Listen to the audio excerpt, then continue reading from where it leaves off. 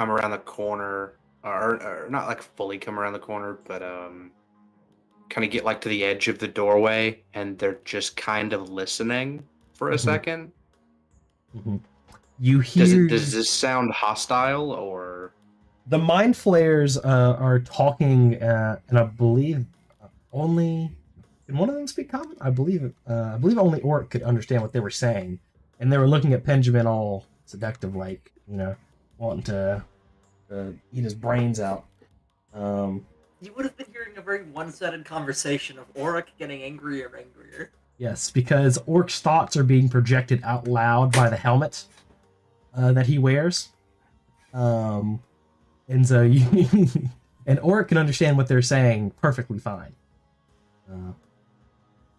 But you clearly see that this is some kind of hostage situation, where the mind flayers are demanding the party to go off and do something. But they appear to not have noticed you yet, with their attention entirely focused on the party in front of them. So this looks like it's kind of coming to something bad. We have slept since, correct? I don't know. I believe. You slept at Zenora's, I believe. Level. Did you sleep? I don't know if you slept anywhere. The last time I've missed a couple sessions. The last time we rested was in the zoo. If you've missed, yeah, you did miss a few sessions. Let's just say that you have your spells, because I don't think you've been here to use any spells since the last time you guys have slept. I'll say that you have your spells. You remember when Ty got his power? Yes. Oh, we slept at the bottom of the stairs in the zoo area. You might have. I'm gonna say that's that. when we all leveled up again. Yeah. I'm gonna say that Friar has all his spells and Peric has whatever things. This is a 5th level fucking spell? What the fuck? I do need to know what spells you prepared for the day. Down there, right, that's what I've been trying to do. We might have got XP for that, but we did not. That's a crazy spell to have now. I'm going to go look up something real quick. Yeah, we did not rest then. I don't know what the fuck you're talking about. Well, I leveled up there. Would you guys want to, I don't know, have a session before? No, I remember leveled up when we found the terminal. Or you may have gotten the XP to get to that. But no, I leveled up when we got to the terminal. We did not rest at the bottom of those stairs. We did not. We almost like immediately got into the fucking... We definitely did not rest whenever we got like in the observation area. Because brother, like 30 seconds after we got down there, I saw the serpent. Yeah, the last time. It was the session before. The last time that you guys cashed in any XP was like session 30, and that was when. Yeah, that was right before. That was when. Right, yeah, we wouldn't have gotten a safe haven sleep. Yeah, exactly. Yeah. We had a whole debate about whether or not you had a safe haven, and I was like, no, you got one already. That's what I was talking about. That's session 28. Session 28 is the last time. We're on session 30. Well, we might have slept since then. There you go. Either way, but I know, like, it doesn't matter yet. Where is this? Excuse me. Meanwhile, I'll compare this real quick. Fair enough. Okay, yeah. That's a 5th level fucking spell. Jesus fucking Christ. Okay. I'm gonna keep that, but I'm gonna change out this for that. Okay. My spells for the day are, and if it's a spell you guys don't know about, I'll just tell you when I go to cast it. I have, in my 1st level slots, Cure Light Wounds ×2. In 2nd, I have Stalk and Beguiling. In 3rd, I have Cure Disease and Death's Door. In fourth, I have Cure Serious Wounds, and in fifth, I have Ebony Tendrils. Certainly don't remember them casting that one before. Oh, by the way, if you guys want to take this to a shape game, we can. You're Because going back at to fifth Sigil. level, at fifth level, I get plane shift. Hell no, I'm not going back to the City of Doors. You can't make me. You gotta make me. You gotta take me back to Vance's Magical Emporium. I'll be a okay. slave. So we appeared here. I'm gonna put the Miro over here just so I can see it better. On my TV. I was using the map. I don't know. I kept saying I'm using it. Yeah, I'm not using. It's just Square better. Square. It's better. So they're around the corner. Things are getting heated. Mhm. I now know. Hold on, because I need to pull up.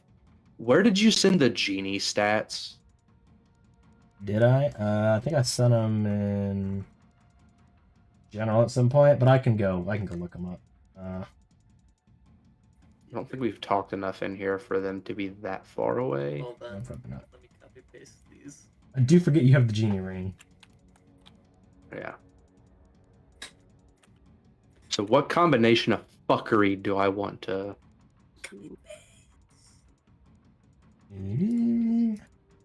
It starts with a D because it's Degini.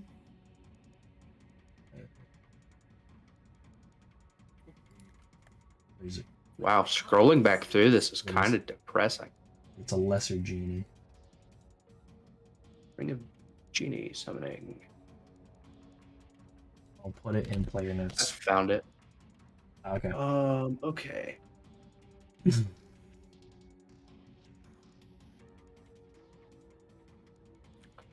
So I think seeing this and catching up and seeing that everything's kind of Mhm. going south.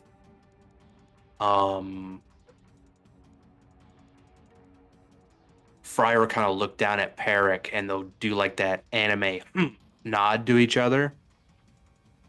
And they're going to do something in tandem. Peric is going to use the Ring of Genie summoning to summon the genie. He is then going to tell it to summon metallic objects. These two guys are right next to each other. That's cool. He's going to tell it to summon swords, because I can do 1,000 gold pieces worth, and kind of arrange them in like a star pattern with the tips pointing upwards. Okay. So, like, if they were to fall into it, they would get stabbed. Okay. Bungee trap of Okay. swords. Okay. And then, listen, hold on. We're getting there. And then Fryer is going to cast Ebony Tendrils at a spot that can tag both of them. Ebony Tendrils, duration 5 rounds, range 30. I'm going to snip and sketch this here in a second just so everyone can see. A 5-foot diameter, 5-foot diameter sphere of black energy appears, sprouting 4 10-foot long tendrils 90 degrees apart from each other. Hold on, I'm going to send this because if you read it, it's easier than me telling you. Yeah. While you are setting this up, I will add that during this exchange, as the rest of you are kind of standing there, or kind of relaying what the mind flayers are telling you, Scurry, they've pulled Zenora like away from the group, and so like she's facing you, and you. As you're watching her, she's kind of eyeing everyone around. She looks fairly calm about everything, but you see her eyes kind of flick behind, like to somewhere in the room, and she brings her hand up very slowly and kind of lets out a cough. And as she kind of bends over and like lets out a small cough, she's going to flash a hand sign at you. That I am just going to ask for you to make a d20 roll for me.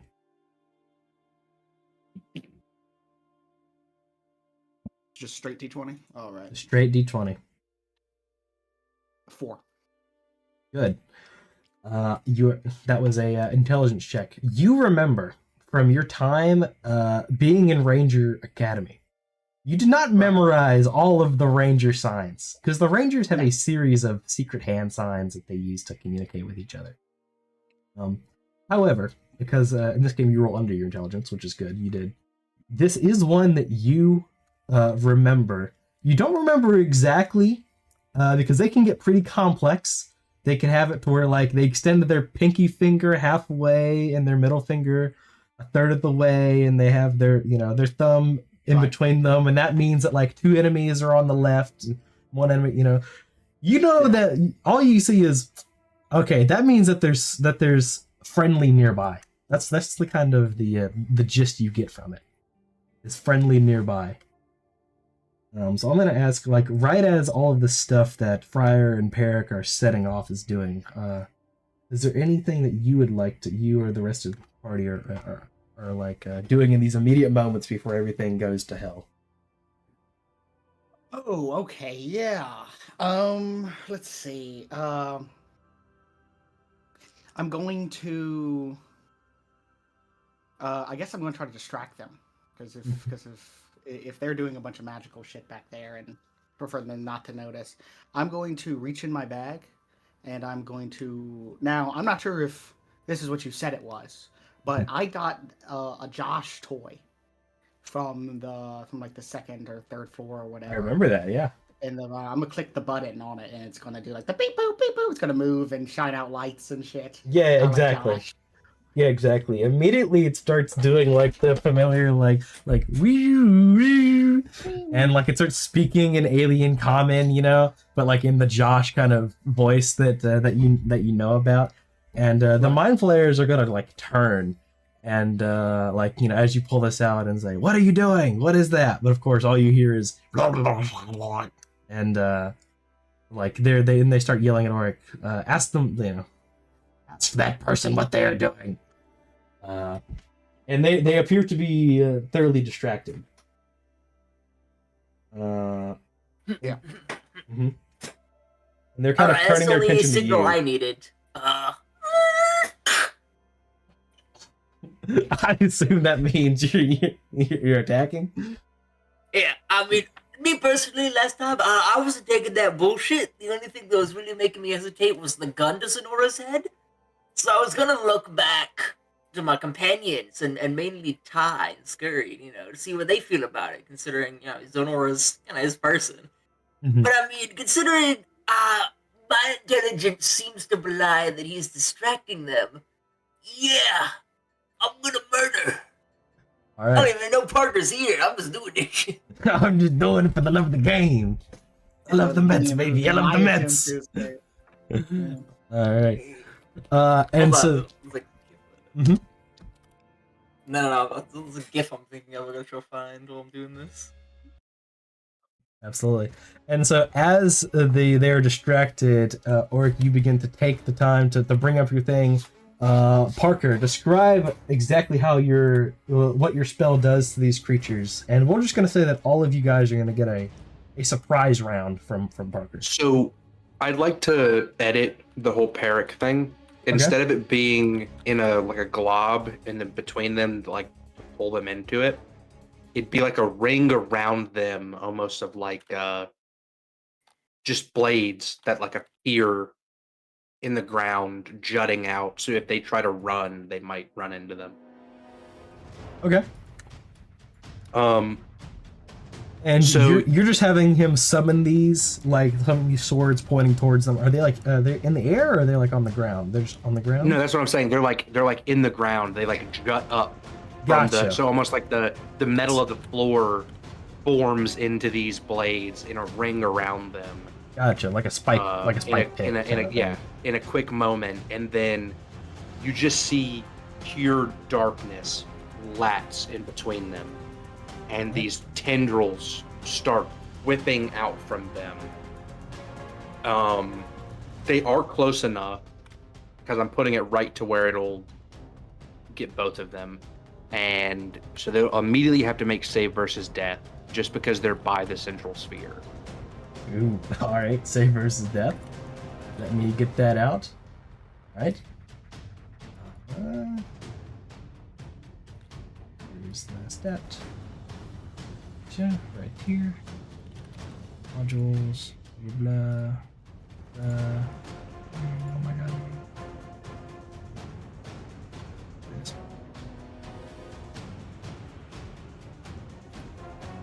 Oh wait, I forget this is just a basic feature that's already in the thing. Yes. Well, they're not called mind flares, they're called like minds. They're not mind, they're called like squid people or something. Something weird. Or beast. Didn't I take a picture of their stats? Well, I'm just gonna look. Let's see. Looking through all the books. Yeah, the Mind Lasher. Exactly. Could have had this already pulled up, but I was stupid and looking through. I was looking for the other thing. That's right. Yeah, save versus death. Yes.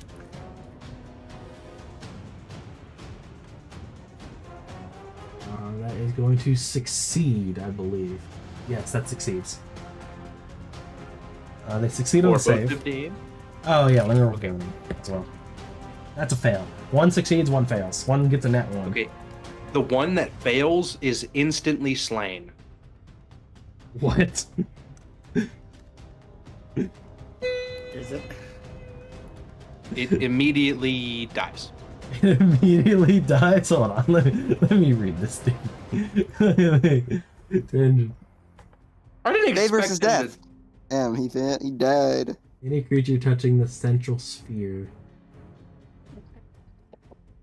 Yeah. Yeah. 5 foot damage spear. So my question is, Zenora is standing in the middle of them. So if they're both getting affected, I am going to roll that she needs to make a save. Hey Nate, that's magic right there. That is magic. Man, I can cast magic missile. You can do this shit? See what is Zenora's. That is going to be a success for Zenora. So she is not instantly slain. This man's a cleric, right? Gotcha. So Yes. you guys see, I'm gonna make a roll to see if it's the one with the gun or not. I'm gonna say even it's the one with the gun, odd it's not. Even, that's a 6. So you as Zenora seeing the Parker or Peric and Friar kind of setting up this ambush in the background, she goes and she cues Scurry. Scurry, you pull out the robot toy and you press on it, causing it to light up. And as the mind flares turn their attention to you, you see that Zenora is going to immediately duck as this giant black sphere forms over one of the mind flares, these ebony tendrils latching out. And you see that the bottom half of the mind flare is just going to fall to the ground and you can see a cross section of it as when the sphere spawned in, it just eviscerated, vaporized anything that any part of the being that the mind flare had. The other one is going to jump back, and this is when I'm going to allow Oric to make your attack. You said you wanted. So I need to know. This spell doesn't. I think it does all of these things. So do you want me to also do the tendril attacks?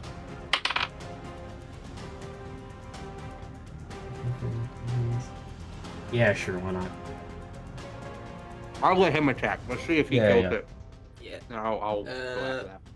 First one is a 20. Hits. Yeah, 24. And the other one is a 14. Misses. AC is 15. Was that Jewel Cutlass a D6 damage? Yeah, it's a D6. So They'll take 5 points of damage. 5 points of damage. All right, they take 5 points. And Pear, your whiplash attacked. It has Or does 4 it just of say them. Friar? Now it uses the same Thaco as the caster. What does that mean? That means the attack bonus that you have is what it uses. So you just make a. You know how normally you make an attack and you add your strength or your dex? Just don't add your strength or dex. But you get your attack bonus from your. So the first one's a 15. Yeah, it hits. Which you said hits. Where's my D8? Found it. It's gonna do 4 damage to the first one. Okay. 17 plus 2, 19. That hits. It's going to do 9 damage. Okay. Third. That misses. That misses. Okay. He is grabbed. Gotcha. He takes that is 18 if you include Orc's 5, and he takes 13 damage from you, and he is grabbed. You see that this mind flare immediately turns around, and the tendrils wrap around it, and it's a very weird feeling for it because it knows a lot about tendrils, but these tendrils are different than That's tendrils its it's used job. to. Yeah, it's its job is to wrap things in tendrils, and it does not like that the tendrils on the other brain for once. I'm going to just do this because it makes sense. Since it's grabbed, I can't do the drag until next turn. Mm-hmm. Yeah, you don't have to worry about that. But I'll say you did that. Rafflesia and Benjamin, is there anything you would like to add to this as this creature is grabbed? I'll cast magic missile on the guy that's grabbed. Okay.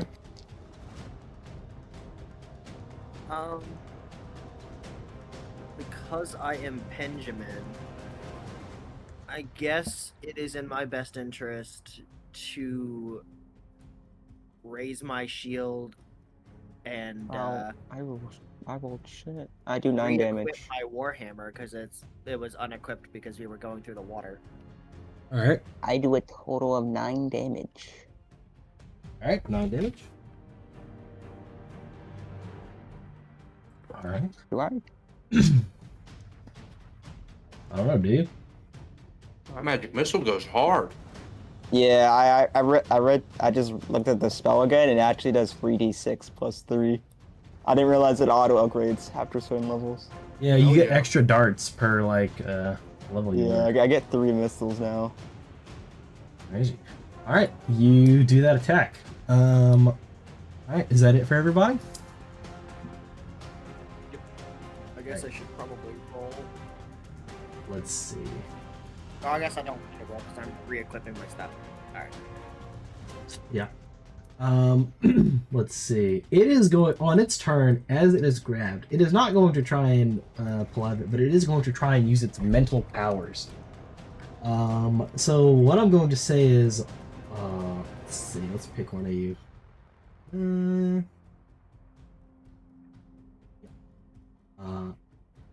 Orc, I need you to make a save versus paralysis.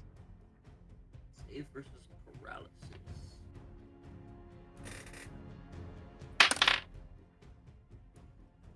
Success. Success. Dang, unfortunate. What do you mean, Okay. unfortunate? For who? Unfortunate for me. I wanted you to become mind controlled. Ew, I'm mad. Right? When it fails that, it is going to. Shoot shit its pants. Real. Absolutely. Confirmed this tinfoil hat does Can it do not each make of me these on its turn, or can only do one per turn? I'm not sure. Take this, Gary Gygax. You can That only do is one of the those per turn. that is the bad thing about this. Is that a lot of these things just don't specify Mhm. How many? What? How many? I will allow it to do all of them. Why not? Let's see. 60-foot cone. We don't have everyone on the map, so I'm just gonna say generally. You know what? I'm just gonna say Rafflesia and Benjamin. I need you each to make a save versus paralysis. Right? Alright. 13, it's success. That's really low. Wait, do I need to beat over it? Equal to or Yes, you want over your save value. Oh, okay, so that is good. Okay. Do you succeed? Modifiers? The only modifier would be your wisdom if it's magical, Okay, but plus this is your not saving considered throws. That'd magical. be this is not. Does my +2 not to saving throws not consider that? Is this not a saving throw? It is a saving throw, but the +2 from wisdom is only against magical effects, and technically this is not magical. This is psionic. Think you have an item that does that? Cloak of protection. I thought it was all saving throws. Oh, cloak of protection. Yeah, sorry, I thought you were talking about your wisdom bonus. Then yeah, No. that would apply. That would apply, yeah. I forgot you had that. I rolled a 19. Okay, well then yeah, if you're on 19, that's great. Now, yeah, you are not. You feel like your head, both of your heads, and a powerful headache comes over you, like the most powerful migraine you've ever felt in your life. And you feel like your heads are about to pop, but after a few seconds, the pain subsides as the creature's pulled by one of the tentacles and its concentration breaks. It does not mind blast you. So I will say that is the end of its turn. Absolutely. However, I'm gonna roll to see here. Alright. I need one of you to roll a d6 for me. Alright. 5. Alright. Reroll for me.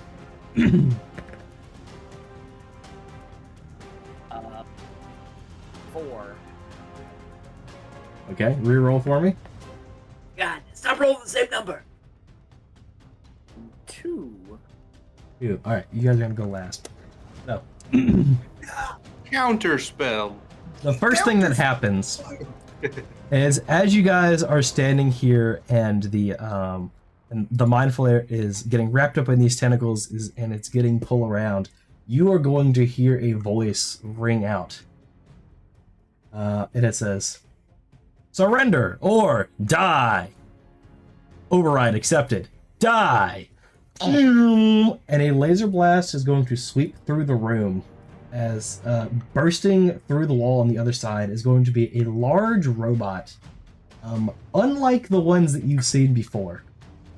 This one is a like giant. You know how like the Josh robots are more like kind of like Dalek likes.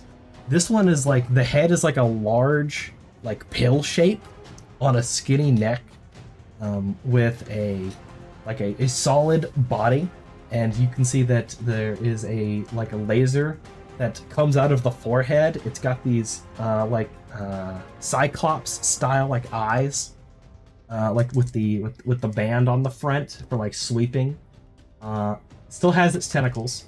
However, it crawls on like 6 legs that are kind of spider-like, 6 metallic legs. And it has some text on it that you can't read. But it clearly is of a different breed of robot than one that you've encountered before. 10 feet long. Sleek metal, ceramic plated. Oh, actually, no, I lie about the legs. That's a different creature. This one actually has a jet on the bottom of it, and it floats 5 feet off the ground eternally. A shimmering haze surrounds it, and there's a trio of small red beams that swirl about, tracking the movement of nearby creatures. And as this thing comes in, Question. yes, Lord. Are we talking Pinhead or Stewie? Oh, we're talking Stewie. Okay, Stewie. It's fucking R2D2 floating. It's But got massive. the Stewie head. I was just like, horizontal or vertical? And it is, you see that in its arms, it wields a blaster rifle. And it's going to attack. I'm going to roll to see who it attacks. Let's my see God. here. I'm going to say if I roll a, let's see. Who's in the Discord call? 1, 2, 3, 4, 5. Okay, the Mind Flayer will be 6. So Auric is 1, Friar's, 2, 3, 4, 5. 6! It attacks the Mind Flayer. You see that the laser rifle is going to charge up, and then a disruption beam will shoot out. It is going to do. I don't even need to roll. It does 5. Are we sure this is not Hunter DMing right now? I swear to God, This feels like something happened in Hunter's I game. swear to God, I've been honest about everything. Jesus, It does how that's a much lot of damage? damage. It does 5d6. And it rolls. And I think was targeting us at a point in time, or could have been. Yeah, it could have been. It does 19 damage. Ouch. Completely vaporizes this mind flare. The beam vaporizes anything short of whole metal it hits, affecting up to 6 cubic feet of non-living material. Living creature takes 5d6 force damage and is stunned for 1 minute. Yeah, it's not gonna. It's dead. The mind flayer is going to shoot out, and you see that the robot is going to continue saying "die, die, die." You see that on the front of its chest, there is a screen that is kind of shattered, but every once in a while it will flicker with a blue haze, and you see a familiar-looking eyeball displayed on its chest. She sent a hitman after us? On that, what are you guys doing? It is still far away. You are not within melee. Like it's still on the other side of the room. No, we'll call it 30 feet away for convenience. Okay. So my tendrils are still. Which, by the way, funny enough, the tendrils do not let go of dead creatures, so it is just flailing this mind flayer's corpse around. What's left of it? Yeah. What's left of it? Zenora's alive? Zenora is alive. She crouched down, and I forgot to say that she would have attacked probably, but it doesn't matter now. She is there, and she will kind of rush towards y'all to like join your group, and say, "What are we doing?" Is not the immediate reaction for all of us? Well, I say all of us. So I guess Arak's here to not be in this room anymore, or are we fighting this thing? This thing seems rather powerful, but I want that armor. We have a genie. You let that arm. We do have a genie. You have a but genie. It does 5d6. It's 5d6 damage. We know. That is one of the 2 effects that the blaster can do. How much health does this Three fucking effects. thing have? You want me to do you want me to be honest with you? I don't. 32 HP. Let's see. I'm talking about the Jin, not the. Oh, the Jin. robot. Okay, gotcha. Yeah, it's got 32 HP. How I many can. dice of HP does the robot have? Tell me that.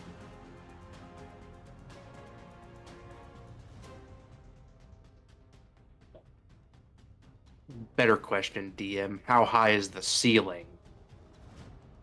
The ceiling's actually pretty high because this is a stage, so the ceiling is probably at least like like 40, 50 feet. This Okay, you world can do this. trash 3. is. So hold on. 1,000 coins weight. How heavy is that? That is 100 pounds. 100 pounds. Okay. 10 slots worth. Yeah, I believe it's 10 coins to a pound. Yeah, 10 slots. Okay. You can only kill And it's one just coin, that's why. it's sitting there. It looks like it will charge at you when it next can, but it's not its turn Okay. yet. Its turn was So to break theoretically- into the room and blast away whatever it saw.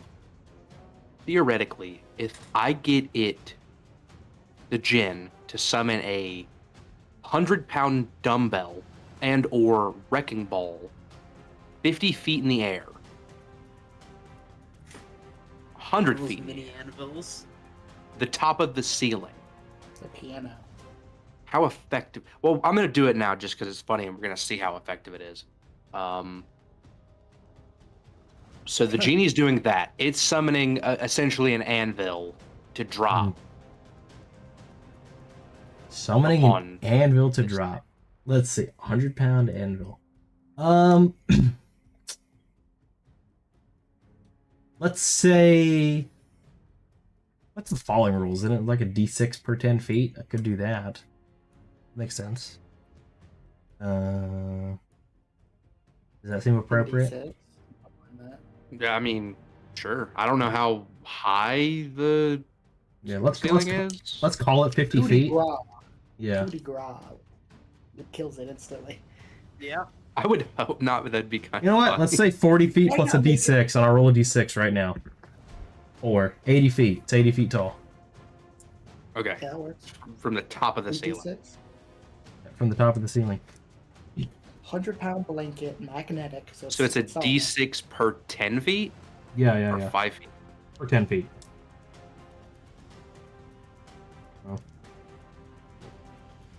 It's Would a you like to roll those dice? I'll let you do it. Can you make super? I guess technically it'd be 76 because the first 10 feet don't count. But, that's a lot of damage. So you want me to do 7, not 8? Yeah, 7d6. More powerful than a fireball, I believe. Oh shit, that's not bad damage. 24, 33. Alright, 33. That's a lot of damage. Yeah. Not enough, but it's a lot. Alright, 33 damage.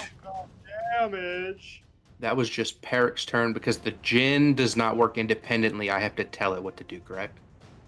I think that makes sense, considering how powerful it is, yeah. Fair enough, fair enough. Ginny, I wish for a second. Do I want to use? Do I want to use the 3rd level spell? Or second? I can use the second. If anyone else wants to do their things too, you can. Yeah, do your things while I figure Yeah, I'm out gonna what shoot Briar's him gonna do. with my laser rifle. Alright, go ahead. He needs to make save versus petrification. Yeah, he needs to make 2 saves versus petrification. 2 saves versus petrification. One of those succeeds. The other one I have to go look up, see what its thing is. I'm pretty sure it succeeds. Yeah, it succeeds. Okay. I do nothing. Nothing. Unfortunate. 3 arrows Sucks. probably hit him. Does a 21 hit? Yes. Yeah, I rolled an 18, 18, 3, 18. Jeez. Well, it has an AC of 20. Oh, so I just okay, great. Yeah, so I'll hit 3 times. I guess. If I this way, the hit are destroyed, so I just get rid of all these. I'm gonna use my bless. That's a 52 out of 55. Okay. So that should be. Yeah. So that means +1 to attack, +1 to damage. You know the Gotcha. drift. Yep. Absolutely. Can I Absolutely find amazing. this? Would it be in here? Let's see. It's not too How do you bad. have the range? Hold on. Goddamn, Brock's back. 150. Okay. Let's see. 5. 9. Fuck out the way. That's what happens when I see Cogworth. 20. 18. I love this Yeah. fucking spell. I love it. 22 damage in total. Woo! 22 damage. Alright. Pretty high. You said you hit with 3 arrows? I hit with 3 arrows. Yeah. So the first thing that happens is that as this anvil drops on it, you will see that the anvil will come to a sudden stop 6 inches above its head, and this shimmering field around it will flash violently, and the anvil is kind of thrown off of it. And as the light is like flashing very like rapidly, you shoot with your arrows. The first one hits and immediately becomes like vaporized. However, as it intersects with this like shield around it, this loud cracking sound emerging out before you hear this as all the light around it fades, and your other 2 arrows swiftly follow, hitting it in its metal chest squarely. You destroyed the force field around it. I will say that the rest of the damage will go straight to it. And then I'm going to run. All right, you're going to start running. I'm gonna run and like dive behind some trash. Very brave thing to do. Very. Very brave. I'm a ranger. You're a ranger. Zenora should be with me doing this actually, so we can get a better view of it. You are right. I should be having Zenora. Where's her stat block? There it is. Yeah, sure. I will have her doing. Bow is a D6 damage. Where's a D8? Yeah, D6. Alright, let me just roll for her. Yes. I believe that is a hit, yes. That's a hit. Nope, that's a miss. That's a It's crit. crazy that 1 hit and 1 crit. So that is going to be 3d6. That is 556. That is 16 plus only something from her dexterity. Oh no, that doesn't apply for ranged weapons. Yeah. So 16 damage from her as well. there is a plus to missile attacks. Yeah. I don't have that on our sheet. I don't know. I did like one of those NPC sheet generators. Oh, It doesn't tell me like it's what the whatever bonus is. Epcot is. Because like NPCs like don't have like strength, intelligence, wisdom, dexterity in this version. Right. So whatever. She just does straight damage. I mean 16 damage is pretty good. Let's see. Total. All right. Yeah, she will follow your lead. She will duck behind the trash with you, saying, "Taking cover. Good. Resourceful. We'll aid you so you don't get killed." Anybody I'm else? Dig out some of the trash, and that's where I'm hiding the bag of cats or some shit. So Let's see. the tendrils stay around. They don't Digging some disappear. trash. They You last 5 find rounds. a discarded, half-eaten peanut butter banana sandwich. Destroyed, gone already. Has everybody gone yet? Yeah, except for you, I think. Okay. How far away is it? Is it more than 100 feet? 150 feet? It is not more than 150 feet. Alright, I'll cast Magic Missile again. Magic missile again. Hit it.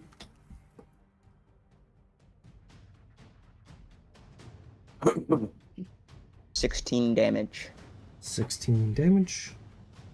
And then I'm I'm starting to gonna... believe all you can do is magic missile. That's literally all I could do. I got one more spell slot. After that, I'm useless. You can use a bow, huh? Yeah, but like I'm shit at it. For real. Play your music at it. I have second level spells, but like I don't think they do anything here. All right. You see that the as your magic missile hits and as all the arrows kind of puncture it, like the screen is completely broken at this point. Its laser beam or like its eye beam kind of scanning the room now more alarmingly. And as your magic missile hits, causing dents into the armor, you will see that like the little red like holographic projections around it, which were kind of like in front of its little eye thing following. You see all three of them kind of just focus in on you and kind of lock. And you're like, uh-oh. What? Wait. No. We'll see. I do the fucking stock photo of me. Me? No, I'll probably do one each. So, does anybody else have anything? Or is that the Briar technically does, but I don't know that he would do anything. The thing's too far. He's just going to keep concentrating on the tendrils. Mhm. Is anybody else kind of ducking behind cover? Sounds like some pussy shit. Someone getting shot would do. Probably. Briar can't move. Peric and the genie will. Okay. Yeah, I mean, all I did was bless, so I'd like to hop behind cover. Wait. Sure, yeah. Wait. I'm obviously hiding behind cover. Wait. Do I It was want on to? me. There was a spike trap. Briar Should I can't move drop- if he's casting a spell, but if he's casting a spell, he can. Right. I'm just trying to decide what I want to do. Wait, yeah, you can't move after you cast a spell. No. Yeah. Oh, that includes you, Rafflesia. Yeah, if you cast Magic Oh, Missile, you no. can't move. I've cheated this. I have cheated for this Yeah. entire game. Yeah, no, that is one of the rules, is that if you cast a spell, you're not allowed to move. It is fair. I have It cheated this is entire fair. game. How long would it take for it to get to us? He's got Uh, a gun. he's within like He has a gun. he's within one round of movement. He has a laser blaster. From the tendrils I will as say well? you are the furthest. I think he's 30 feet from the tendrils. You're a little bit farther away because you're not 60 with the from rest me. of the. I imagined you were like more towards the back. So like if you came in through the doorway, So he shouldn't be priority targeting me anyway. I'm kind of out of the Yeah, fucking way yeah. anyway. like if you came in through the doorway on like the north wall, he busted through the wall on the south side. You know, So- I'm keeping concentration on the tendrils so that once he gets Yeah. in range, it does its stuff. The tendrils are kind of like acting as like a guard between the rest of the party and it. But again, it has a laser gun, or a blaster gun. Once it gets close enough to the tendrils, they're gonna strike out and do their thing. Absolutely. With that, I suppose I will have it go. Oh no, you guys went last, so that means we roll initiative again. 4. Yeah. Hunter, get us good. Beat a 4. Beat a No, 4. he won't target me. He won't target me. He won't target me. He won't target me. Hunter, roll something great and my life is yours. What am I rolling here? A 2-6? E6.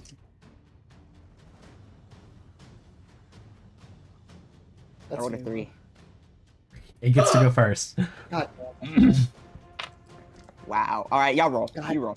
God damn you, Hunter. You roll right now. Roll right now. Too late. You can't. Roll, roll, Too, roll. Too late. Come on, roll. What's you? No, Roll higher. I'm good, bro. I'm good. I would have Yeah, at least no, no, tied. no. If it were me, I would have tied. Let's see here. Oh, fuck. Yeah. It is going to blast someone with its blaster rifle.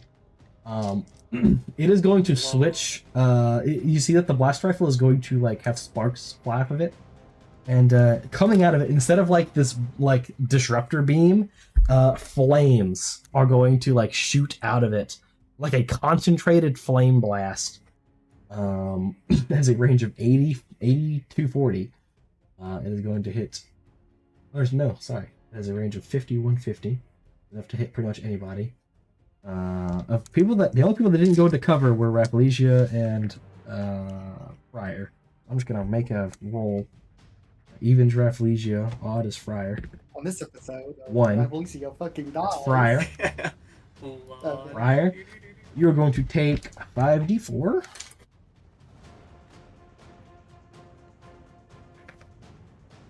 One. One. 2, Wow. 4. 11124 is 9. You're gonna take 9 fire damage. Okay. Friar. No, that really busts you up. That all you got? Wait, did I even roll to hit you? I didn't even roll. I don't think you did. I didn't even roll to hit you. Was just like I destroy you. You just picked me and then you said take You're this right, damage. right. What's its Have to bonus? What's its bonus? Just I have a 13 AC. 13 hit. Oh, well. I have a 13 AC, so you did 9 damage. Cool. Yeah, 9 damage. I rolled a 5 and it has a plus 8. Shield, but it doesn't matter. I mean, if you, Or you I have a don't know if shield, right? anyone remembers this, but I have a rule with shields that if you want to destroy your shield, you can take no damage from a hit. I don't think anyone's ever used that. What is I've the? never owned a shield, bro. Yeah, fair Yeah, enough. can you cast you- wait. spells when you have a shield? I don't, Yeah, you have a shield in can- one Oh, hand okay. and your thing in the other. Okay, I'll actually get a shield then. Like my holy symbol would be in one hand and the shield would be the other. But the How shield, much is a shield? Can you play a guitar? It's like a with couple shield? gold. It's not expensive at all. I'm not even getting a bonus from this. What? I need to next time we ever get out of this You place. should be. If A, ever. a shield gives you a +1 to AC, and it's 10 gold. What do Yeah. I need? A wand. A You wand? gotta stop using your hands. You know what I'm saying? One wand. A I need to look at the shield, bug items. a shield I can need to look absorb at the- damage from a 14 single AC. attack. I dual wield wands. Oh, you did roll. You rolled a 2. No, I rolled like 5 times, and I got lower than you each time, and I deleted it. Right. That is Because I have the leather armor. Leather armor gives you a 13 AC, correct? gives you a 12. Because okay, so it is counted. Okay, good. Good. You know, a shield can absorb damage from a single successful attack, and then it is rendered useless. Magic shields may absorb damage from additional hits equal to their modifier. Shield +1. I do may have that. absorb Hold two on. hits. Hold on. Friar has that ring that looks like a shield. Does anything happen? You do anything with it? I- Fine.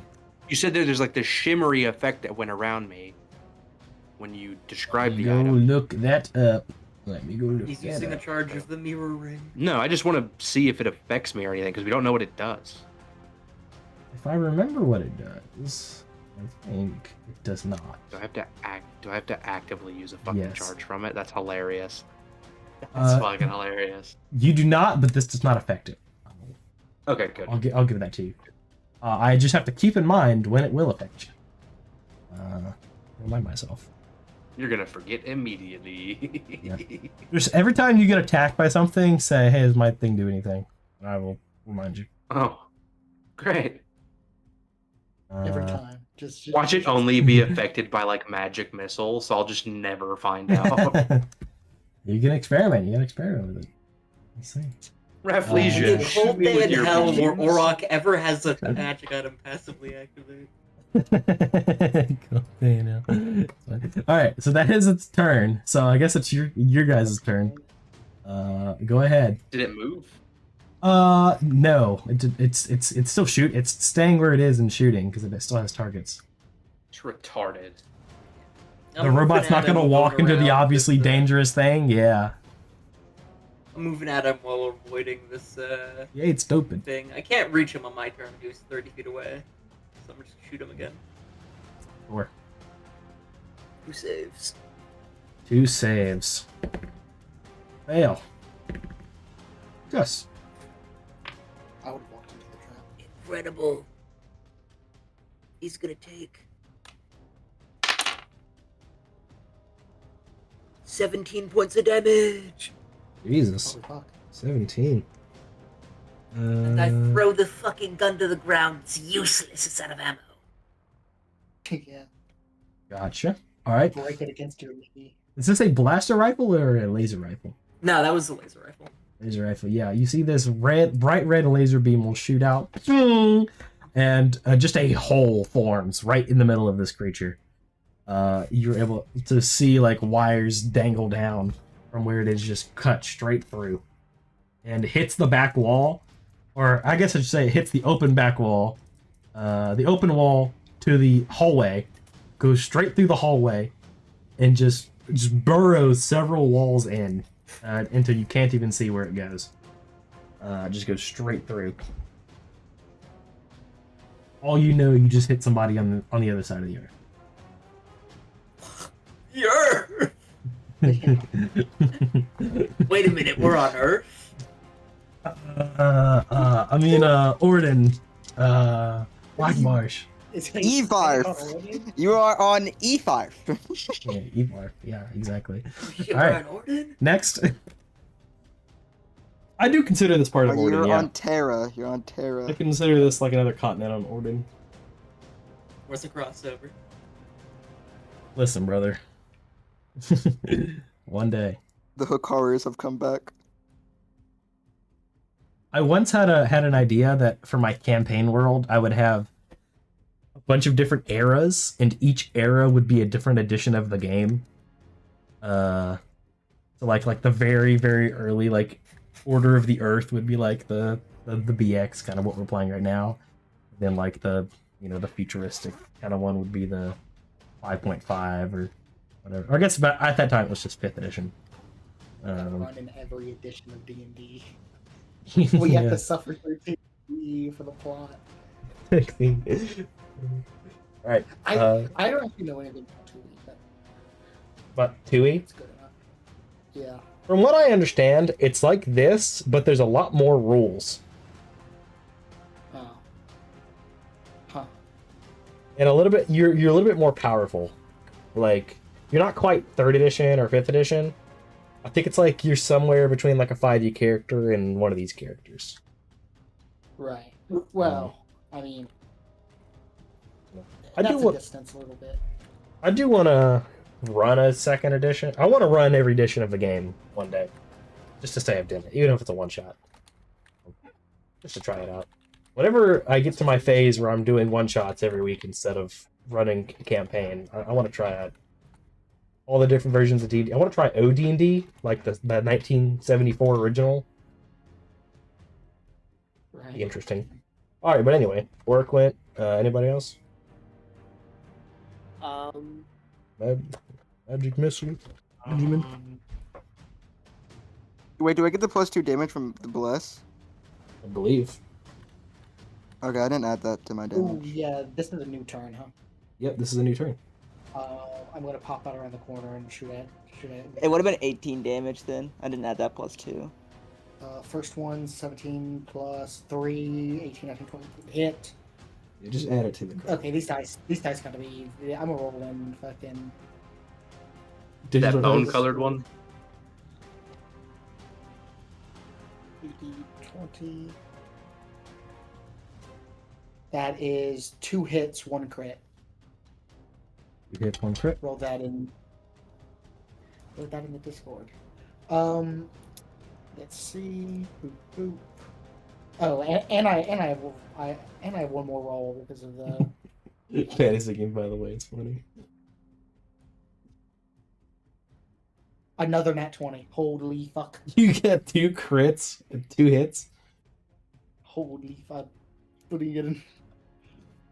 Holy fuck. Yeah, I did. It's my okay, let's see. That 7 doesn't hit, huh? That is, 20 AC?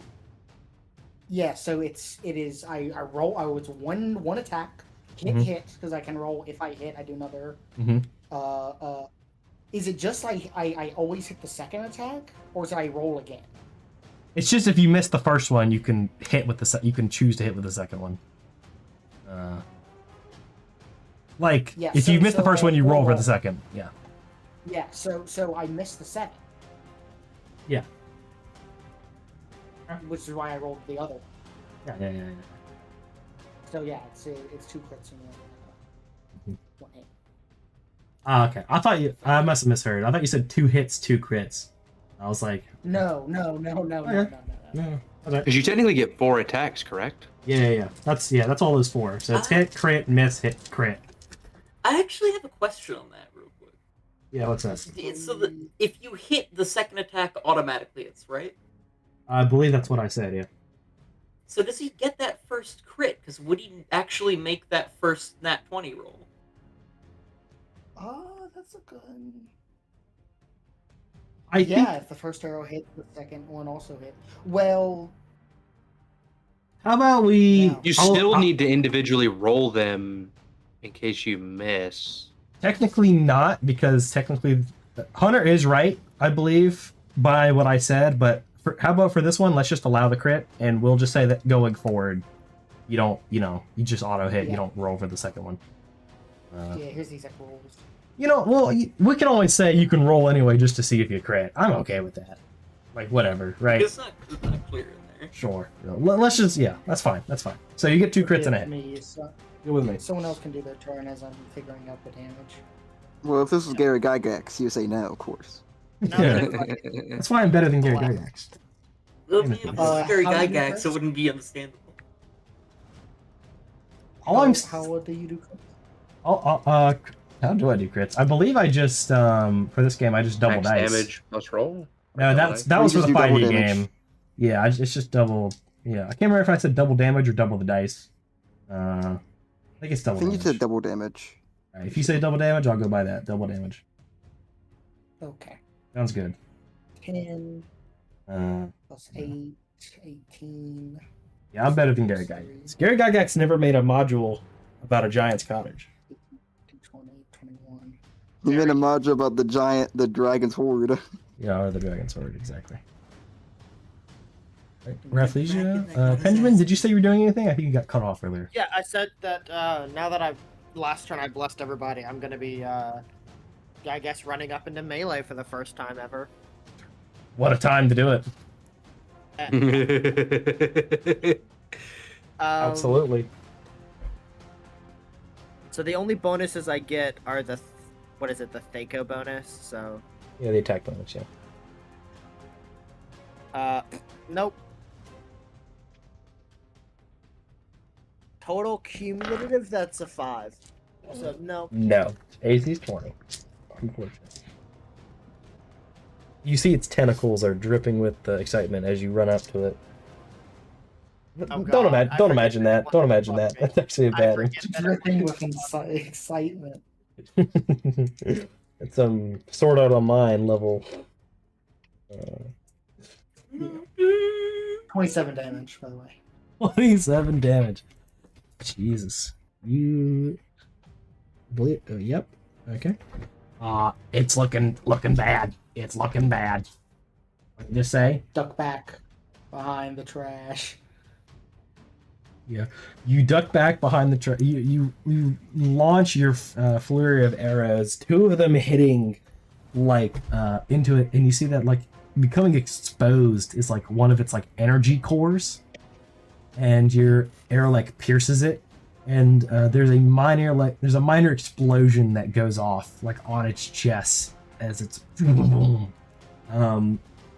is still standing, but you see that like one of its sorry what And then I throw out a classic scurry one-liner.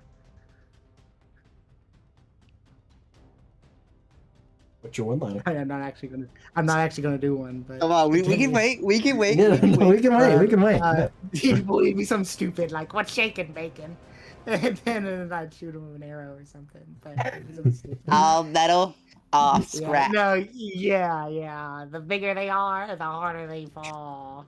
Eric is going. But in his case, blow up. Yeah. You see that after its internals are becoming exposed. However, it is still like the jets that are kind of firing under it. And Pendulum, you can feel the heat of the fire of the jets that are like causing it to hover. They flicker for a moment and it kind of drops like an inch towards the ground before it recovers. Well, I'm gonna say that one of its tentacles is like just blown off of it for flavor. I'll be right back. But yeah, it's looking bad, looking damaged. Yes. Eric is going to hit it with the laser gun. 18 plus 3 for a hit. Dealing 14 points of damage. 14 points of damage.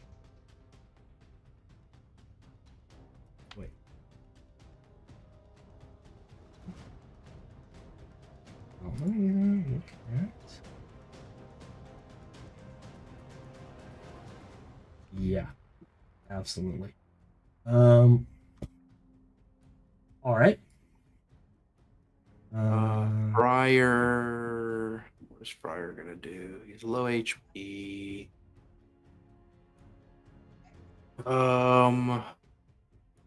You will see that as the blast hits it, it is going to get spun around slightly. As it appears its gyroscopic? Ugh, can't say that. Functions have been damaged slightly as it begins spinning around violently, and it is going to begin shooting its laser rifle just like all around, just in a circle around it.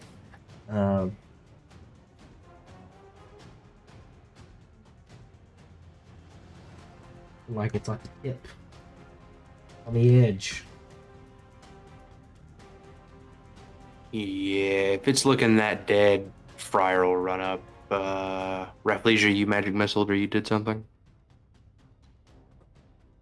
He left for a minute.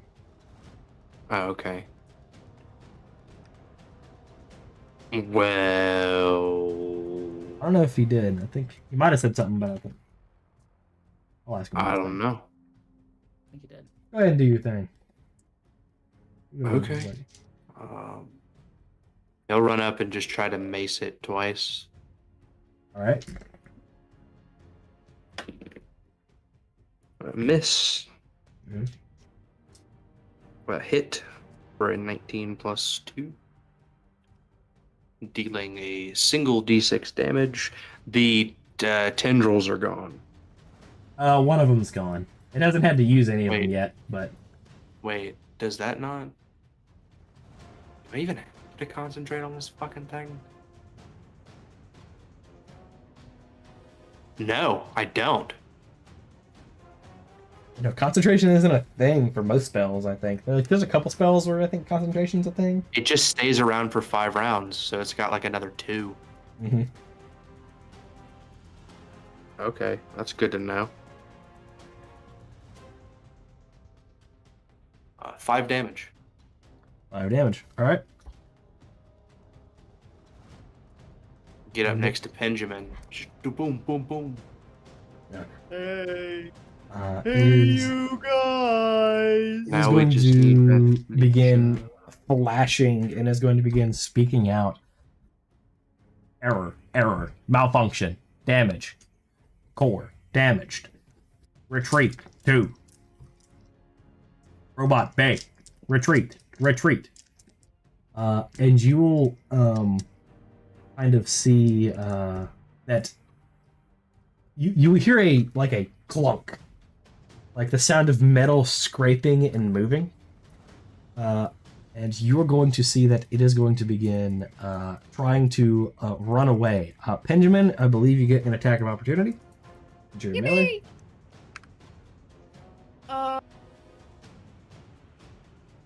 No. No. No. No. You take With your swing fire at as it. well? Yeah, you're a melee. Yeah, that's right. Go ahead. Wouldn't Auric also? I'm not melee yet. Oh. Yeah, Orc's I'm been back. blasting it. He's hiding in the trash right now. Well, I also Rafflesia, missed. Did you get your The attacks? problem is I'm just slow as shit. I didn't have the speed to get to him. What you doing, Rafflesia? Yeah, Rafflesia, did you already do Okay. your turn? I can't remember. No, I did not. Okay, go ahead and do your thing real quick. I won't.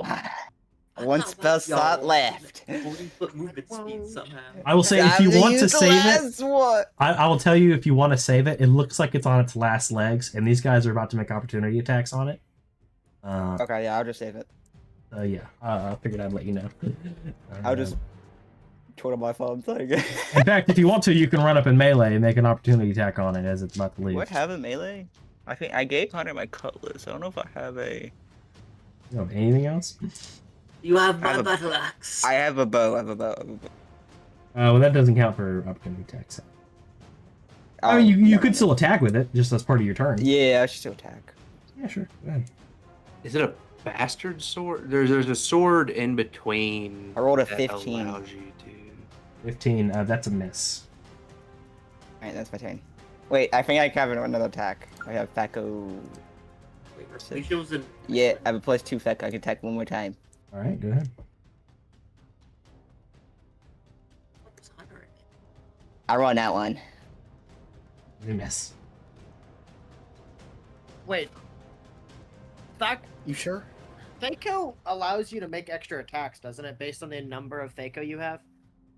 It's not based on the Yeah. number. It's based on how many times it's gone up. So at a +2, you have one extra attack. At a +5, you have another extra attack.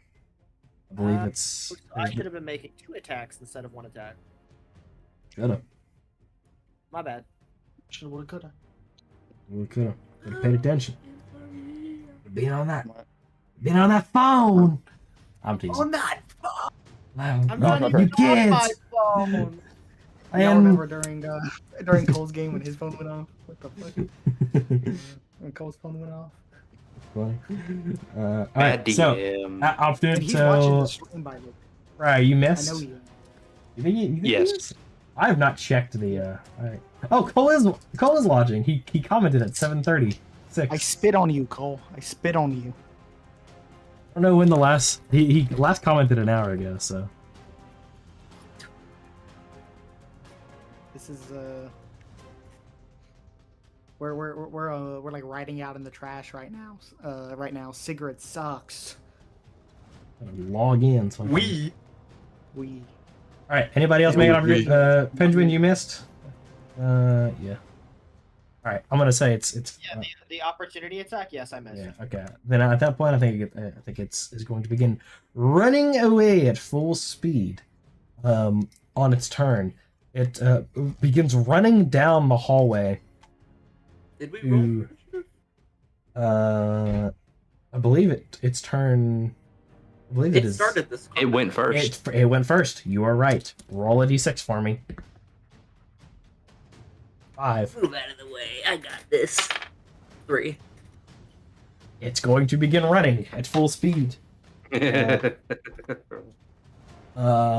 Just for to kind of speed things up a little bit, I'm gonna assume you guys are gonna chase after it, or are you? is You it don't let it get running back into How fast the is it? other area, or is it falling off of the like stage? Where's it running? You guys are like behind, It's so running it back out of the crashed. hole. Yeah, it crashed through the wall and it's running down a hall, towards the area that Zenora had told you was the entranceway near one of the lifts that goes down to level 7. Okay. That is Really, where only it's heading. someone needs to peek their head around and shoot a couple of arrows. So I don't know that we full need to chase this thing. How fast is this robot moving? Let me It's go a look. chase scene. We're chasing it. It's a chase scene. We're chasing we're chasing it. It's like in the Deathly Hollows. That's my girlfriend. You just tried to kill her. And Ron goes through the fucking maze, and then he comes running back, screaming bloody fucking murder. It has a 180-60 movement. Oh, So- I'm not fucking chasing it. I can't catch up. You probably Wait, it has probably a- will get away, but I'm just asking so if you want me to so I can describe what you see as it kind of gets away in that room that it's escaping to. That's the only reason I asked. Is for the I'm cinematic. fast enough to get to the corner by the time he's gone. I bro. think Ty and Peric would be the only ones that could shoot it from that far without a magic missile. You probably could be able to shoot it, but Wait, but, my hands but are you going to even attempt to try and chase after it, or are you staying in the room that you're in? Abomination, kill it. I mean, Just so I can describe something. Rafflesia, go jump on its back. What? I step around to the corridor to realize it's like fucking Jason Voorhees is booking down the hallway. Fuck it. If you ain't doing it, I'm doing it. I'm gonna go run over and try to jump on its back. Well, its turn is first, but it is. But you can try. You can certainly.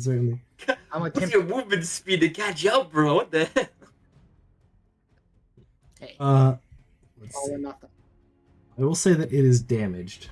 I might reduce its because here's the thing about speed. It has a 0 walking speed. It has a 60-foot hover because of the jet that lets it float or whatever. 60-foot hover. Yeah. Can Kai catch up to it at all? What the fuck? Hey, Hunter. What happened to your fucking whimsy, motherfucker? Like, what the hell? How dare I do shit in my cool shit hero game? Herrick running behind. Zenora says, "I'm not letting it get away," and she's gonna chase after it. Because we must kill it before it returns to wherever it came Yeah, from. as she said, Orok. Hell no. As she Are you, said, you Orok. following? Yeah, I'm following. All right. Throw me.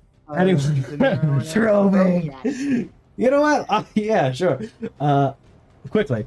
As it runs, you begin chasing after it. It runs down the hall, cutting a corner through these two doors, and you come into this large bay that you had that Zenora had actually described to you.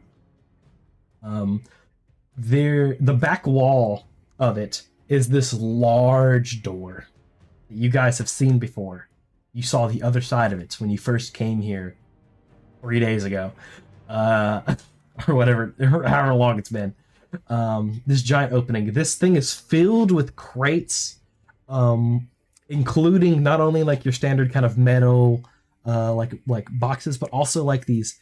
In Spider-Verse where they have like those see-through kind of cages that like they have like they have Donald Glover in. It's a bunch of those that have creatures of all different kinds stored within them.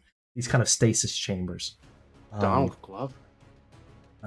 You also see that there are a number of other like robots that are just going around. Not this kind. Kind of like the more low key like worker robots, the ones that you've never really had any problems with. They're just kind of tending to things and moving. There's like a bunch of them moving boxes around, and they're loading a bunch of these stasis containers onto a giant platform that is slightly sunken into the ground with a ramp going down to it.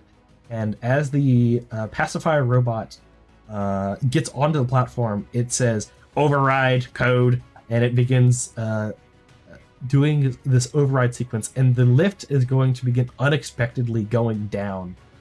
Several of the robots that were kind of half loading things onto it kind of falling inwards as it unexpectedly shifts.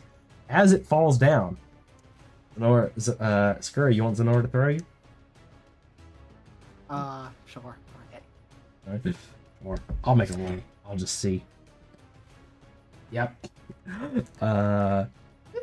Zenora, when you say throw me, Zenora looks at you for a second, but she just nods her head. She trusts in you. She trusts that you know what you're doing, and she picks you up, and she uses all of her strength to throw you like a sandbag, and you kind of springboard off of her hands, and you go flying onto it, and you land on top of the creature's head.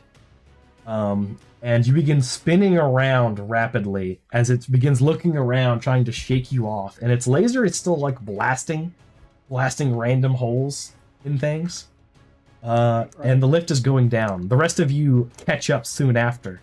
And you see that the lift has descended, and that the two doors that make up the floor are going to, in a minute, or in a few seconds, begin closing. What are you doing? Are you following? No, can't jump. No, not a jump. Seems like we gotta go.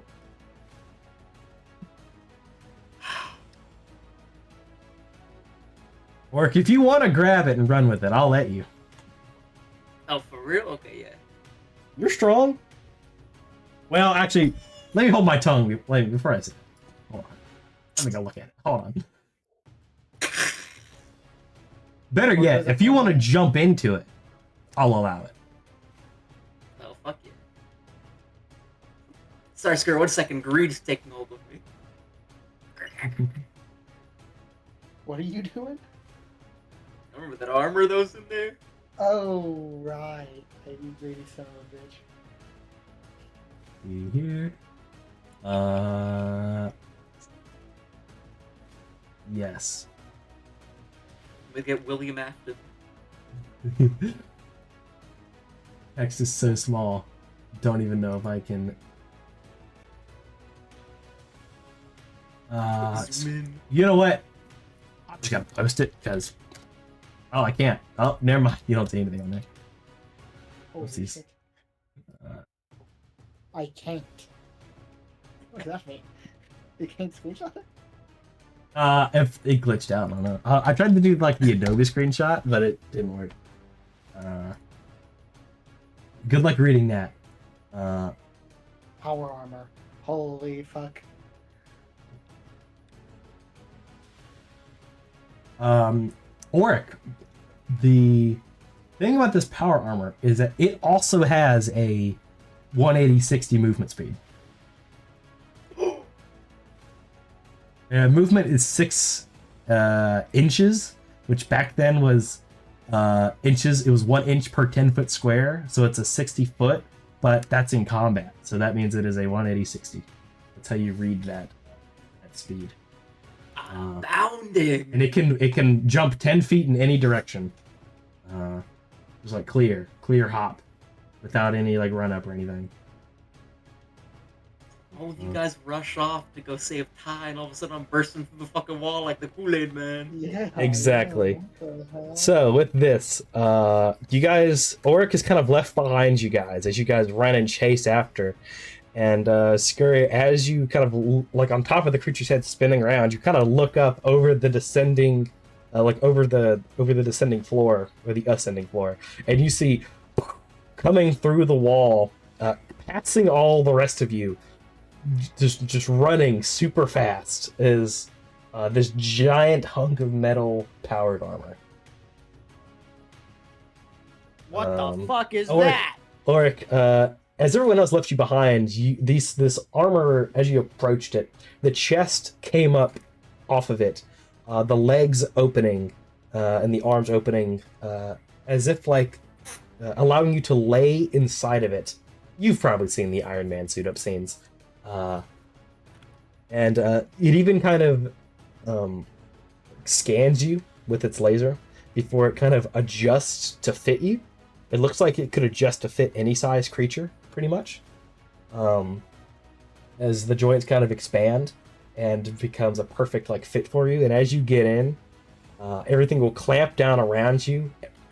Your vision will go dark before there's this semi-transparent green film that comes over anything. It'll kind of glitch out for a moment as your kind of heads-up display comes up. But you're basically in an Iron Man suit. And it like, not only do you see everything around you, which now has this kind of black and green tint, but it even like puts squares around like potential targets to show you like where the hostiles are. And you feel stronger, you feel faster, you feel just empowered by this. And it'll say, my friends. yeah, it'll say, all systems online. And you begin running after. The rest of you entering into this room now. What are y'all doing? The lift is going down.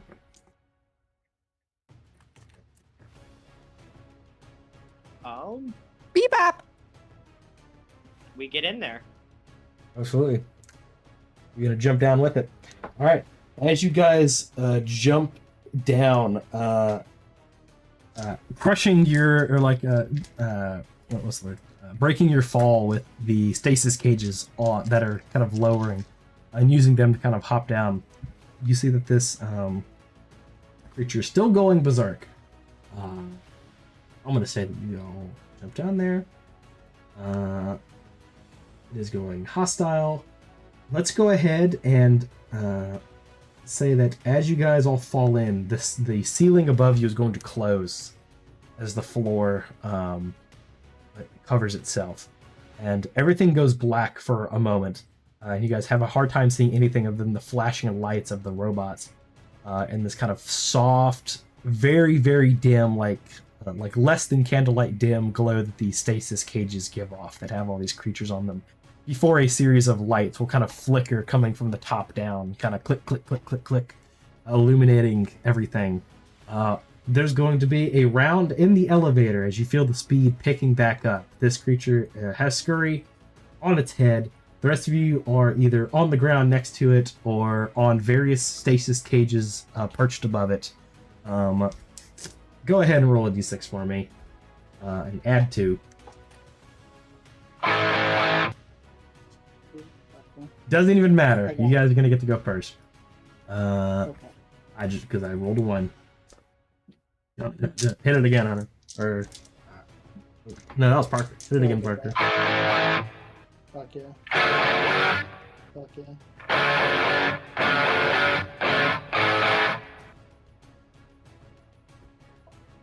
All right. Everyone, please. You know what? It has such little health left. I'm not even going to make you guys do all your rolls. I just want you to tell me what you do to kind of destroy this creature, because I assume all of you are going to attack it in some way, or it only has a few hit points left. I guess let's go down the line. Orc, what are you doing? Yeah, I mean, coming in late to the party, he will be diving in as the doors are closing. So I mean, just like full force diving down, I'm about to hit him with this fucking Viltrumite palm stab. Yeah, fuck yeah. You absolutely do. You come down, you hit with that. Your powered armor, kind of glowing, empowering yourself up, and as you come down and hit it, it feels like you're punching through a piece of paper, frankly. Like there's just almost no resistance because of the power that the armor gives you as you slam your fist into it, and it goes slamming into the wall of the elevator. Skir, you're kind of startled for a moment as you come very close to hitting the wall yourself. You remain on your perch on top, and it's kind of slams in, and it's still floating, but you see that its hover jets will increase, and the power is going to try and recover itself, but because its gyroscopic thing has been damaged, it is going to begin flying towards the other side of the room, unable to keep itself fully straight up. Eric Fryer, you add anything to this? Just something quick. No, I don't. I think. You No, don't have to. I think if anything, the genie is summoning like a wooden fire pole that they both grabbed onto as they come down. That's it. All right, you do that. Nate said he was leaving. Rafflesia, you adding anything to this? Can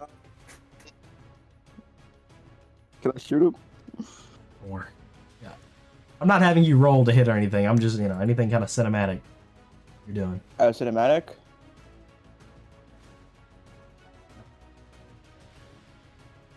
I'll just play a melody. Where you pull out your It's been a long time. you pull out your instrument and begin playing Play a beautiful melody. Or my Um, lyre. Pretty sure I picked a lyre. We are Mhm. Charlie. Ding, ding, ding, ding, ding, ding. You start playing the Ballroom Blitz melody on your lyre, and finally we get to Scurry. I guess we're gonna say you finish this creature off. What are you doing? So it's like flying away right now, right?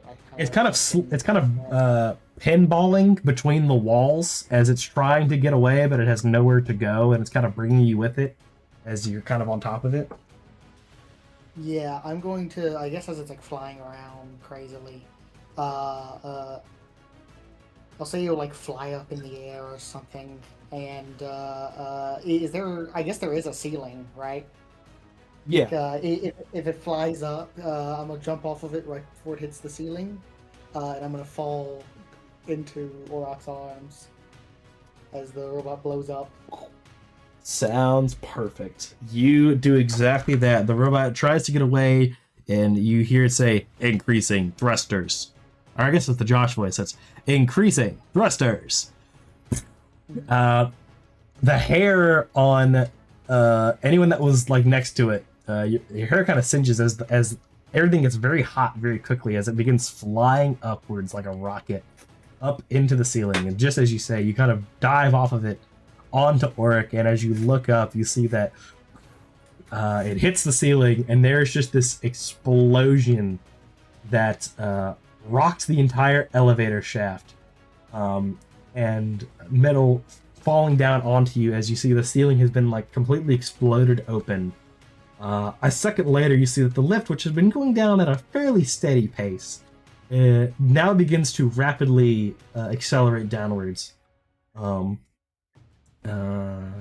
to what must be, at least 100 feet or so now, before suddenly boom, hitting the bottom of whatever.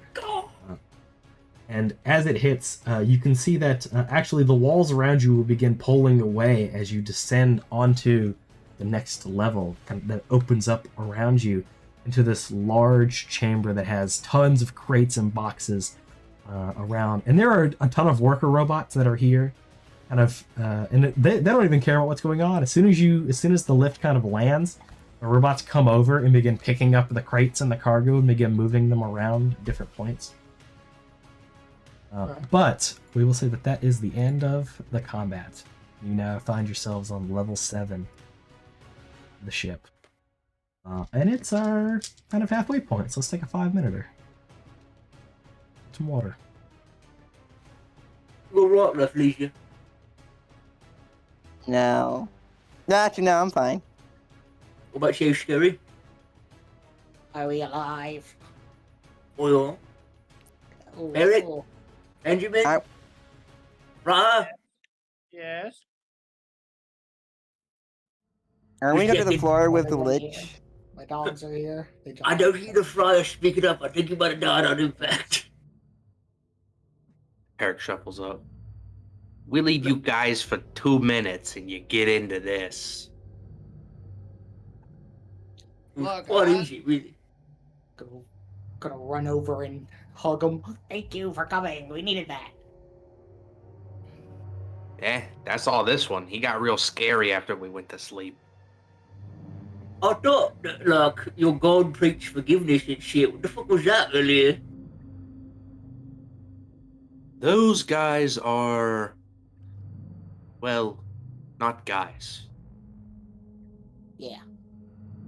Yeah, I mean, I'm not saying that they deserve to live or anything. I hate them doing it. Well, they're demons, Okay. and we send them back to the abyss. Yeah, I just didn't think you really had something like that.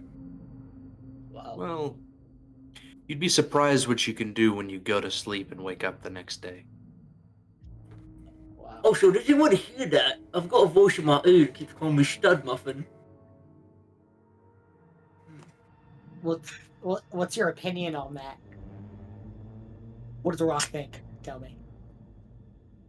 I don't like that. Ha. No. All right. I don't hear that. It's been speaking in my ear ever since I've turned on this suit. It also keeps telling me to, like, stab you, and it keeps highlighting you in red. Oh, really?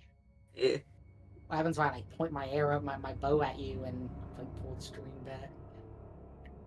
Well, it just keeps telling me to stab you when you do that. As you pull your arrow back and kind of aim it towards Auric, your suit will like reflexively kind of reach out and kind of smack Scurry like away, basically.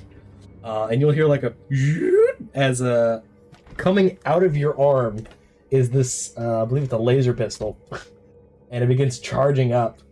But you are able to override. And kind You of, said kind I of was lower it. fucking going to hit him? Holy fuck, Auric, holy fuck! The suit has some kind of self-preservation capabilities. Scurry, I can't control myself! I'm like running around.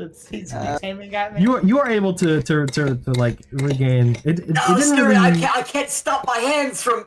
I'm sorry, Scurry, I can't control myself. I see. I understand. So let I me understand. out. I don't. Man, a blind person must have a field day with this. What? I think if you hit Scurry with the full force of power armor, I think Scurry would turn into beast. Jesus Christ. Wait, are we going to the floor with the Lich? Well, I think that's where we are. I never met it. I've never seen a Lich, so I'm excited. Have you seen a Lich before? No. No. But they can't be that bad. They're old. Yeah, they're really old. Yeah. No one that's old is dangerous, except for Philion. Hope the count's alright. You hear a Philion in the background. Who is dangerous again? Fucking. Ethan getting his fucking voice changer on the stat. Let's see. Yeah, I mean, I kind of hope the count. Downloading Do we even know where the update. count Ah, is? I mean, he was either up there or down here. Well, Guess we'll find I out. hope we find them. But I will say, I'm kinda- your guys would know, at least from the last time you theorized that they were on this level. yeah, I mean, in the cryopod, right? Those count. We know they got kidnapped on the 6th floor. We didn't know if they got brought down to the 7th. Yeah. Assume.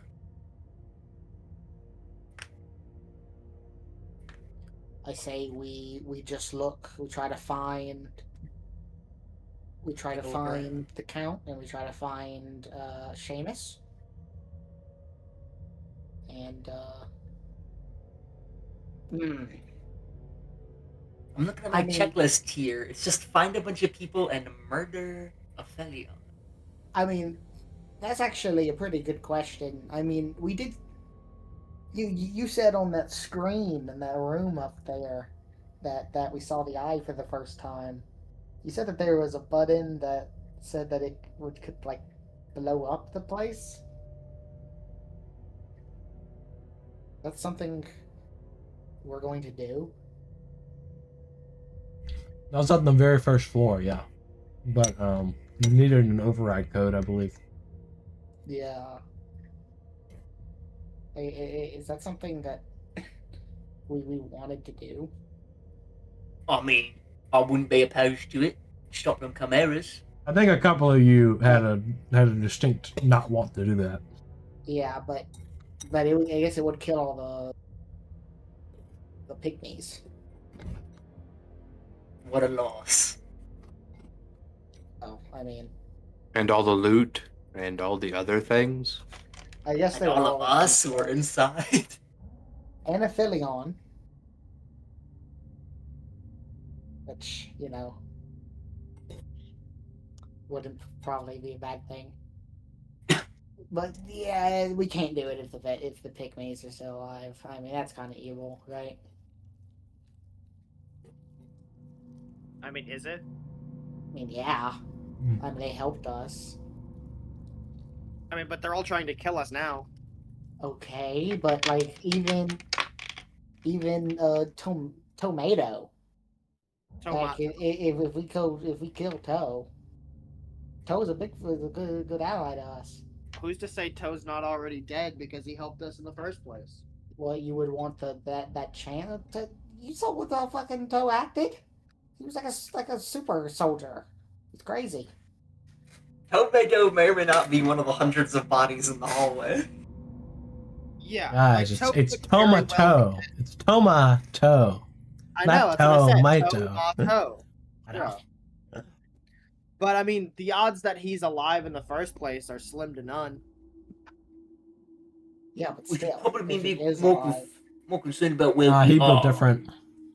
Well, yeah. Oh, and like I guess we'd have to make our way back up if we ever want to come back into the place. I guess that's always an option to detonate it. where are we? What's the room look like? Yeah, what room are we in? All right. I That's finished. Hunter being like, okay, push the plot, go. I mean, it's not unheard of for these Well, we don't really know what the culture of these fucking tomatoes is. Yeah, but I don't think it's to die in a fire explosion. Well, I'm not implying that their culture is exploding. I'm implying that we don't know if they're gonna kill. You would tomato- completely wipe it out. I mean, they're all You can only aliens me agree anyway. with blowing them up so much. They're not native to this world. They could be invasive. I mean, they've been here for a few hundred years. Yeah, but they're people. Okay, they They're helped us. That's evil. Have they been here for Benjamin? 100 years? I mean, shit, they've never touched the actual planet. They've just been in a little metal ship. And you want to kill them for it? Who knows what damage on the environment that could cause? Wow. Anyway, so DM interjection here. I have my own map for level 7. I'm doing it as a point crawl because it could not be scuffed to make a whole map for this. And I think it's just simpler this way. That way you don't have to worry about moving around on little squares and everything. I'm just going to tell you guys are in the cargo holds. There's a large space crammed with giant boxes and cylinders, each marked with indecipherable glyphs, stacked near the ceiling in places. This is like a large warehouse room that you're in. Aisles that pack through stack piles leading deeper into the chamber. And all of these robot workers are moving things around. You see that there is an assembly line or a conveyor belt that kind of goes off and to one part of the room. That is one of the 4 exits of this, is the assembly line where they're taking the cargo. There's also 3 doors, which have large kind of labels on them. I think you have something you can ask them, whatever. I'll just say, you can figure it out.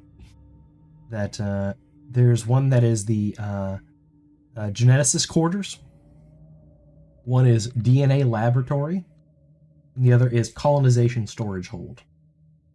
And the 4th is the assembly line process. Those are your 4 things. And on the mirror I put a little thing here for you to fill in. You can double click and type in them, and then you can click little buttons to add more DNA rooms. lab. Yeah. What are the other ones? Organization storage. To the north is geneticist orders and assembly line. A little point crawl. Cool. Oh, is that what point crawling is? Look at that. Yeah, you just go from point to point instead of worrying about physical distance.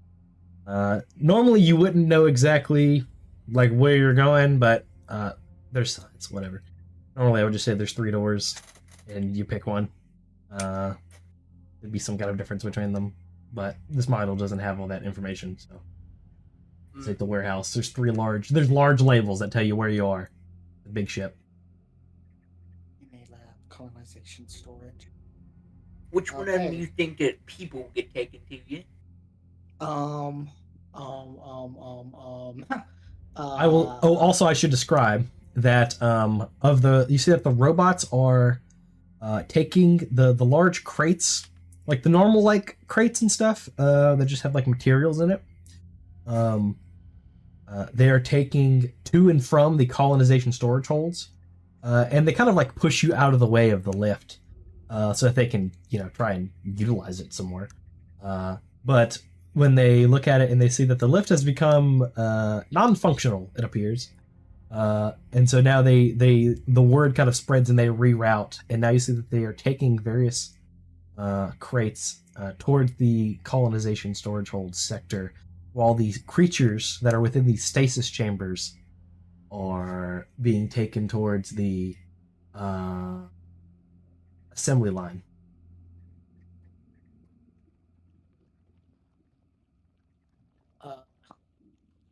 Are they turning those creatures into glue? I think they might be turning them into chimeras. Think So affiliates making monsters? Yeah, probably. I mean, I what's mean, the like, deal we lab? know they're leaving this place, so. If I had to guess, I'd say, the count's probably that way then. What is Dana lab? I don't know. It's a funny word. I don't know. I don't know. It's some sort of lab. What the fuck? Don't know. Very stupid. It's a stupid word for something because it's like That's not a word. It's just D. because those are just letters that don't look. I can't read or whatever, but And then whatever's up there, somebody's quarters. I don't know what the hell they are, but someone's living up there. Maybe that's where the necromancer stays. the The lich. You will see that one of the stasis crates, which appears to have like a trapped deer in it, a normal like a female deer.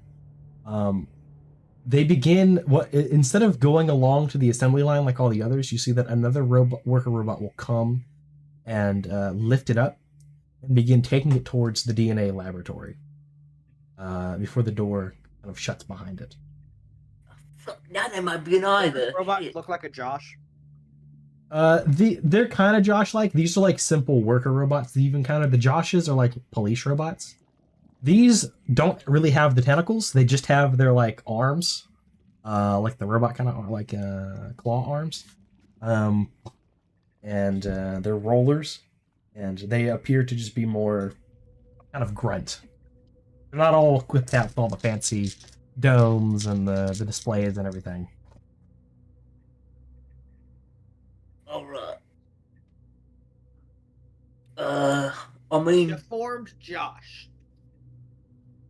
if they took the normal one to the lab place, maybe they took the normal people to the lab place. I'll say we go that way. I think you're right. All right. You guys head over to DNA Lab.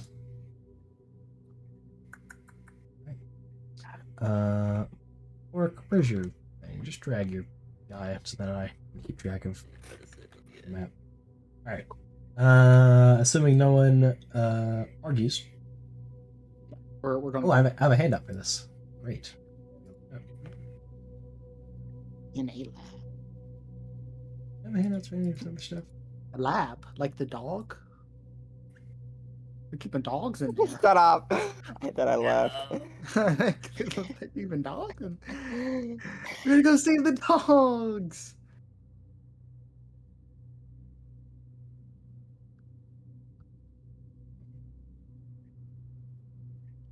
Or whatever.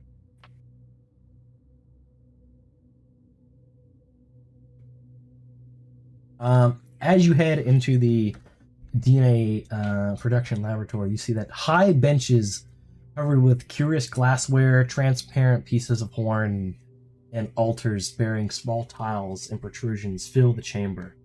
A skeletal articulated metal arms hang from the ceiling on a network of tracks. Glass-faced box rests atop the bench on one end of the room, its interior glowing with the blue light. Though through the transparent front of the container, two small round discs containing some substances visible. A metal duck-billed creature stands near a bench performing unknown tasks.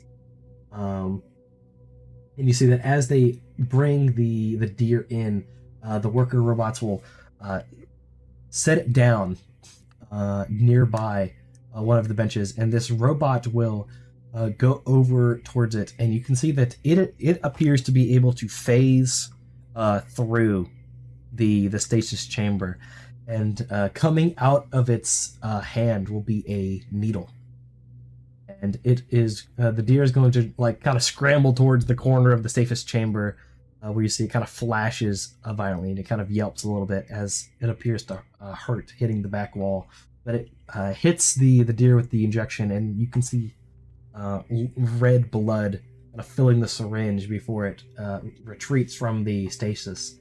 and begins to use the blood and filling it into these test tubes. Let's see here. Running a various number of experiments on it. You can see that this room has 2 exits, one of which appears to be a what probably was a door at one point, which has been kind of blasted open. You can see kind of fire scorch marks on it. And there's a chill coming out, fog kind of coming out of the entrance to that room, where it looks like there's just racks and racks storing something. While the other door remains closed. But there is a label that says... This is Biological Entity Production Chamber.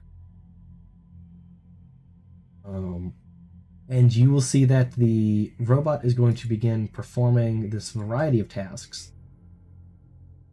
Not fancy words to say evil.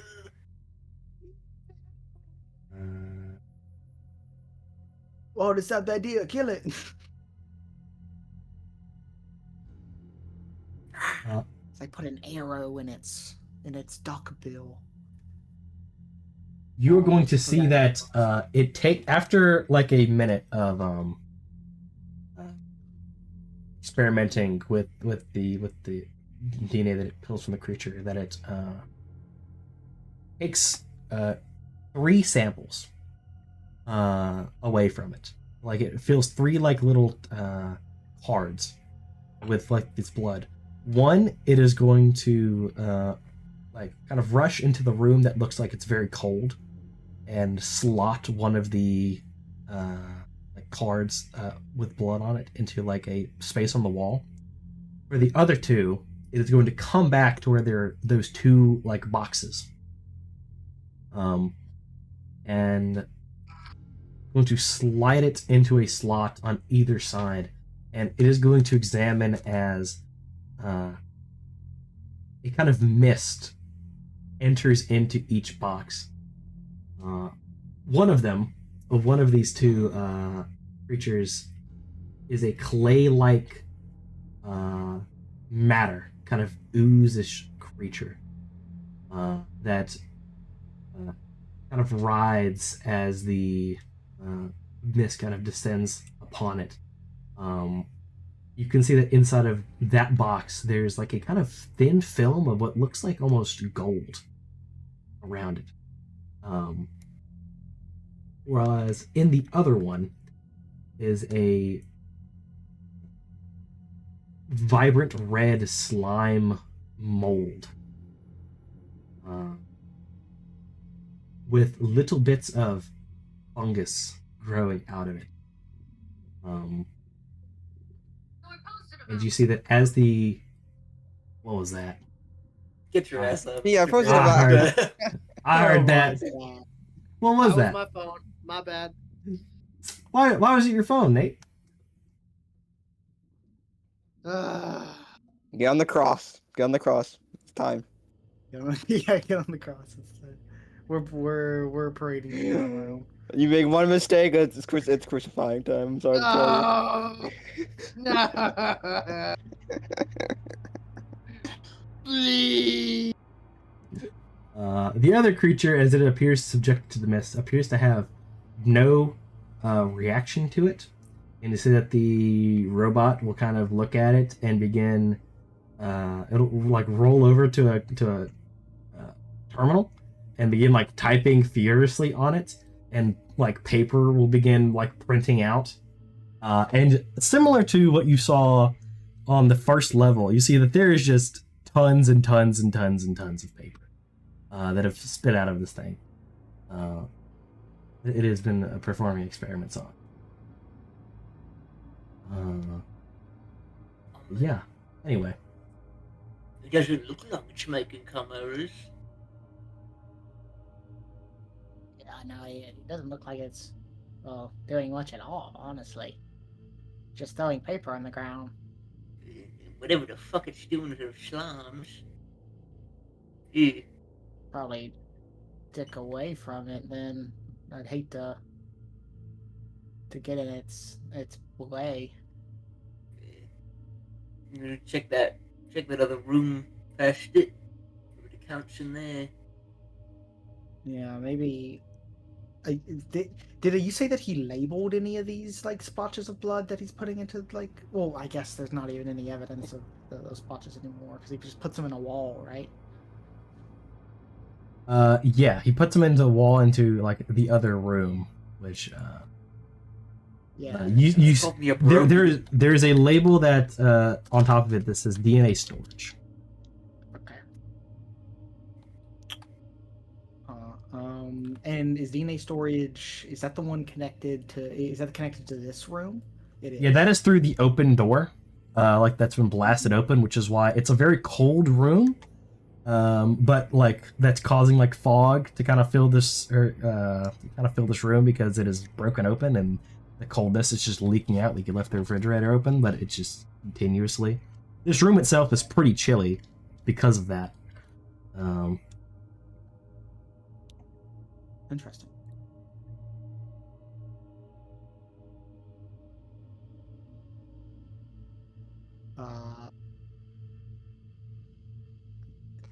Should one of you try to talk to it maybe and see if it can help us out, or Are we still on good terms with Aphelion? No. What? No, absolutely not. No, clearly not. Aphelion tried to kill us earlier. I guess she did, yeah. You know. Which I mean, our bad, right? We should have listened immediately whenever she told us to do something, Probably shouldn't have turned on Aphelion. You will see that after another minute, you'll see that another like part of its experiments like dings, like a kitchen timer, ding, and it'll turn its attention to it, and it will pull out a vial that is not quite red. It's now a strange kind of purplish color, and it picks it up, and it is going to turn, and it is going to walk through the door labeled biological production. Amber.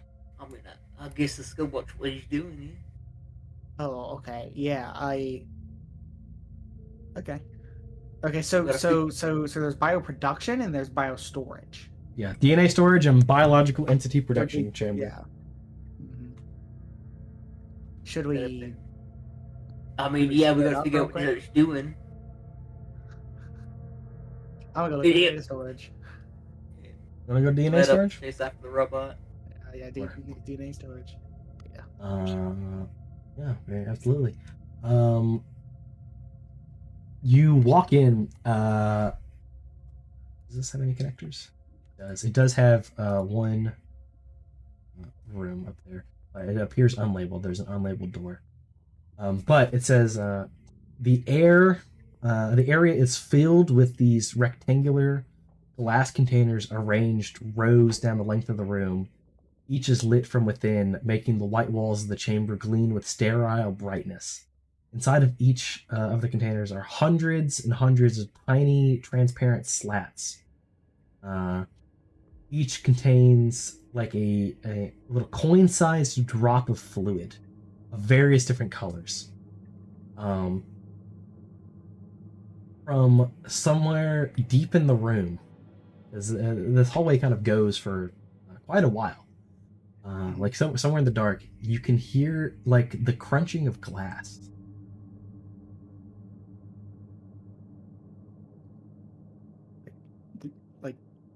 Like deeper into the room?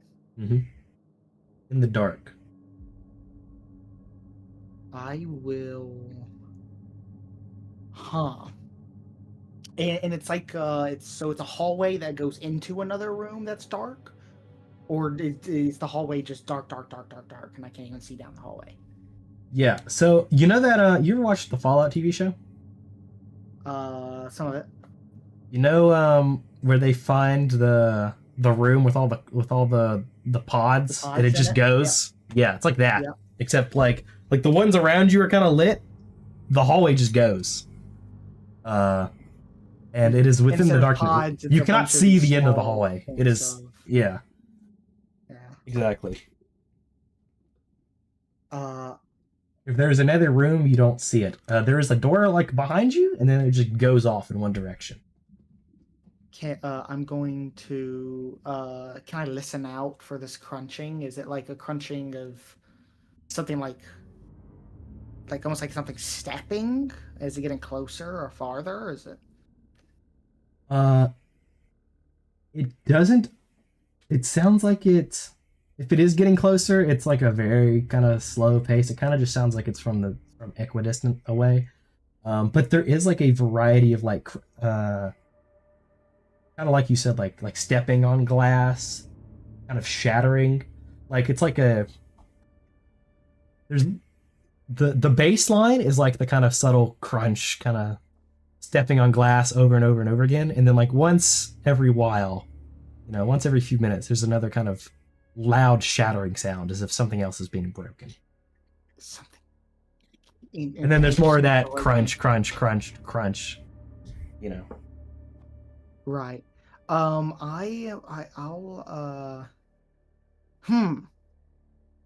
I don't want it to be like some bunch of monsters and then I get fucked because of this. I'm going to fuck it. I'm gonna light a. Let me see. Do I have a torch? I do have a torch. I'm going to light a torch and throw it in the direction of the crunching glass. Nah! I'm sorry. He's getting some glass in there, fucking. He's get the fuck out of me. Behind you, scary! All right. Yeah, I made it behind you. You throw it down the length. And as you kind of throw it through the air, the first thing you notice is that the reason why the end of the hallway is dark is because a lot of these things that hold the DNA, like the blood vials that are kind of lit normally, you see that a lot of them are smashed. And as your torch kind of flies through, you can see the glass scattering on the ground, where all of this, these glass fronts to these DNA things have been smashed open, and you do indeed see two creatures at the end. That, let me.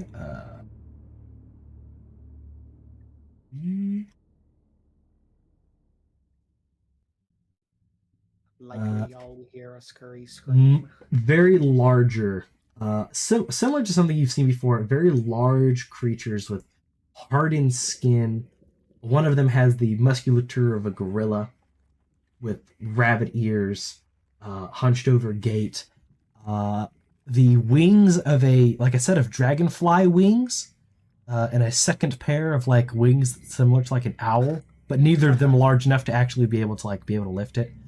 Right. One eye that's like tiny, one that's like the size of one that's like a donkey eye. The beak of an eagle with the teeth of a kangaroo.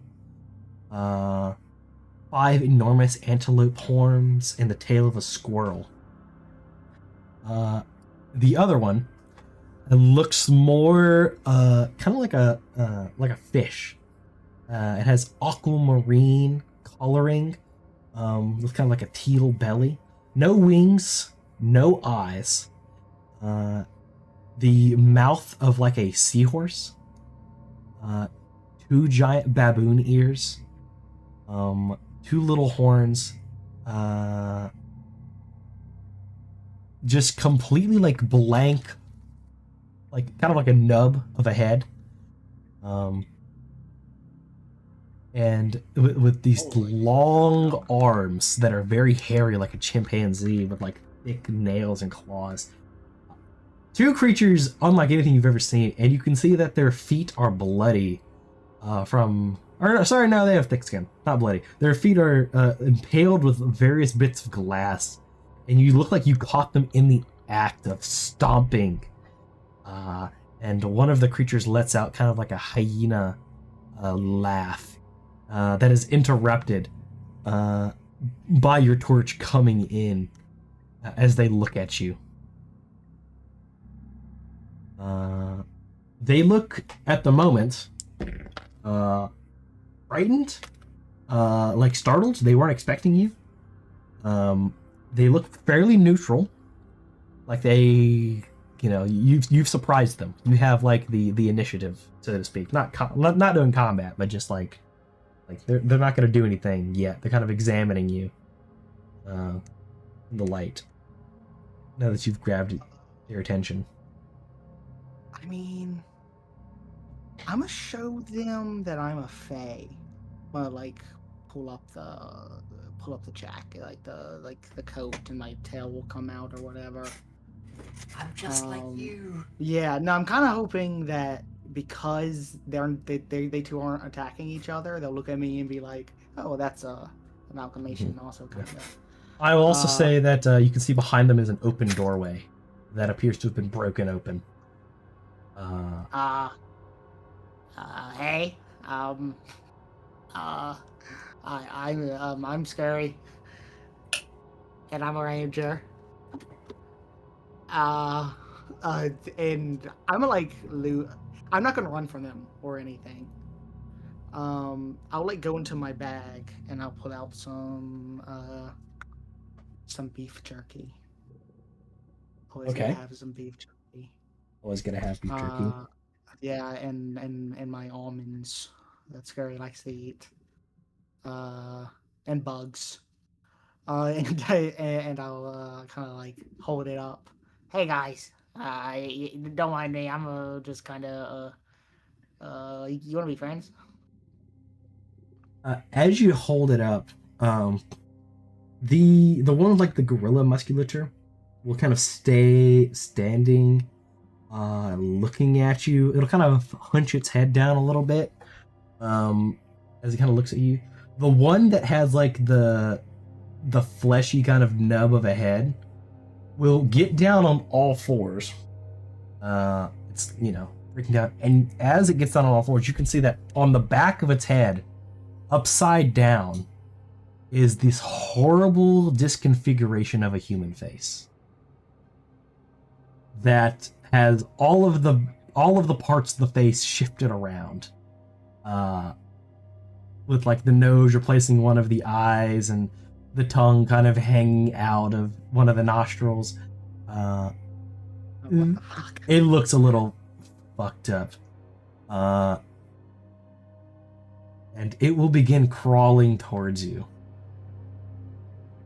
Oh, Parker's gone. I mean,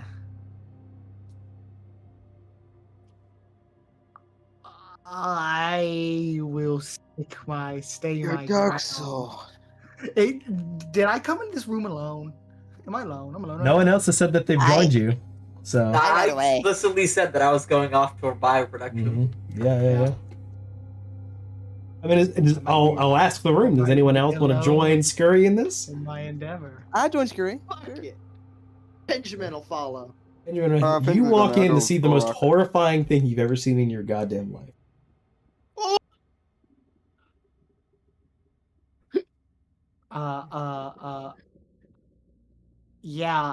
She's going to kind of like hold her hand out at you and wave at you. Don't scream at it, of course. As it approaches, you will see that it'll bend its head down so that the upside down face kind of looks at you better. And the eyes, which look like fully dilated, like it's just kind of black with just like this bare ring of green, will kind of squint at you, and the teeth will, which now that you look, the teeth are more like sharp shark teeth. As it gives a smile, and the tongue coming out of the nostril will wriggle as it lifts up and tries to take the beef jerky into its mouth. Yeah, With lips coming around your hand. Yeah, I'll like place it in his, like open wide. Immediately, it'll begin munching up on the beef jerky, letting out a horrible squelching with each bite that it takes. Yeah, I always found them quite salty too. The other one will, looking at you, it'll begin slowly just backing up towards the open doorway. That's on the other side of the chamber, which also appears to have been blown open in some way, similar to this one. And you see that as it goes to like turn around, it will also begin crawling on all fours, but it'll like fully bend over backwards. So its belly is facing the sky as it begins crawling away. Oh. I'll look back at Felicia and Benjamin. Oh. That's some like poltergeist kind of shit right there. I think it's best if we go find Auric. No. Watch. It's not that bad. I'll give him like, I don't know, cheese. Cheese. Hey, Wait. Saoirse will throw one of the get high fruits that she has. Sure. Oh, yeah. You do that. The creature that remains in front of Scurry will happily contort its body in a way that I cannot even describe in order to get that fruit into the mouth and the back of its head.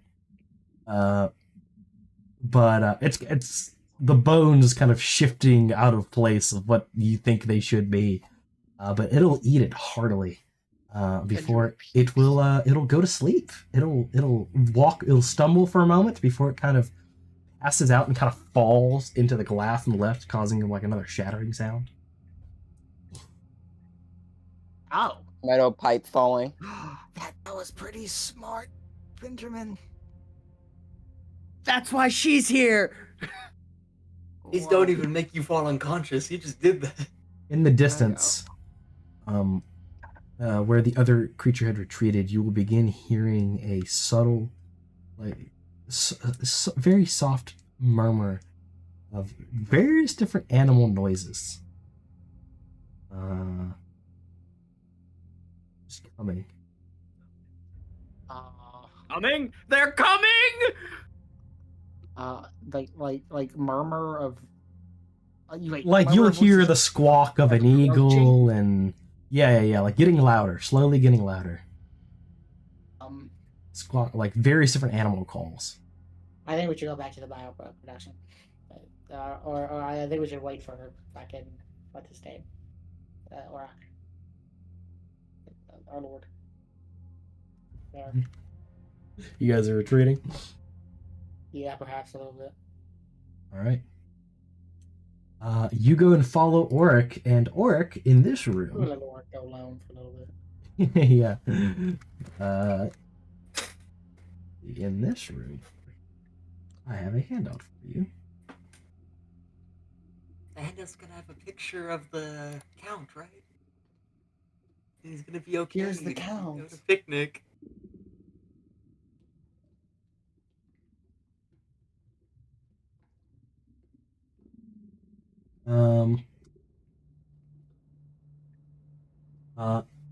Large rows, long rows of large glass cylinders run down the length of the room, each large enough to contain an adult human or larger. There are over a dozen cylinders, maybe 24 or more. Many of them appear cracked and broken. However, the intact containers are filled with murky green liquid and have fleshy growths resembling oversized fetuses floating in the fluid. Oh my god. Each cylinder rests atop a 2-foot-high metal pedestal and is capped with a metal top. Spidery, articulated arms affixed to a network of crossbars and tracks in the ceilings dangle above each container. The floor of the room is slick with a sour-smelling, viscous green fluid. As you walk down the length of the room, you can see that each of these creatures is in a various different state of life. Some of them are very small, maybe the size of your fist or smaller fetuses. Some of them are nearing half your height. And while some of them resemble vaguely, like the smaller ones kind of resemble vaguely human fetuses, the larger ones are more of these chimera creatures that you have seen with various different animal parts affixed to them in unnatural ways. Being grown into horrible looking creatures. Near the end of the room, you see that there is another worker robot. The worker robot that you followed in here, which is taking this vial that he gave and inserting it into a console, where it will begin. The arms will begin moving to take up one of the empty containers and begin filling it with this liquid before something appears to enter it. This yellow substance will drop down into it. I don't know if you've ever done this experiments with like oil in water, where you can see like the water bubbles inside of the oil or whatever. But clearly distinct liquid kind of float down before reaching equilibrium in the middle of the vat, with this like thin cord hanging connected to it. Which you could only assume to be related to what the robot just did, or entered into it. What are you doing? At the same time, you say that to the robot? Yeah. You said it to the robot. The robot will kind of turn and look at you, and it will say, conducting biological entity production test 1257. You've done this how many times? 1257. I shoot him with a fucking laser rifle. Poor guy. Dude, all right. I am going to need you Hell no! This is like Orlok's nightmare fuel he's watching right now. Go ahead and roll hit and damage. Actually describes the most horrible fucking shit you could ever see. You've done this 100,000 times. Yeah, that is 15 and a 13. 15 and 13. I believe those both hit. Real. He's gonna take 15 points of damage. 15 points of damage total. Let me roll its health. Let's see.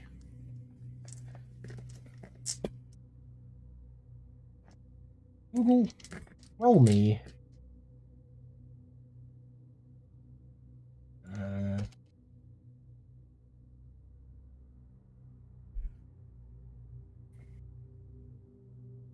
Yeah, sure. You are going to hit it, and this creature is going to, like, as your rifle hits it, going to be kind of exploded on one side. It has no, like, defense mechanism of itself, but you will see that the creature will begin kind of squealing, like calling, emergency, emergency, security needed, security needed. Just kind of shouting out loud. You done? Yeah, I mean, I'm gonna take my saber and finish cutting it down. Yeah, sure.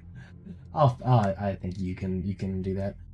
You rush towards it with Auroch Fury, and you begin tearing into this metallic creature, until ripping out cords, just absolutely destroying it, tipping over on its side, until eventually the voice will begin dying. Security needed. Security needed. Security needed. Where it appears to go dim. I'm just gonna take a moment after just gonna lean up and look across the rows and rows of tubes.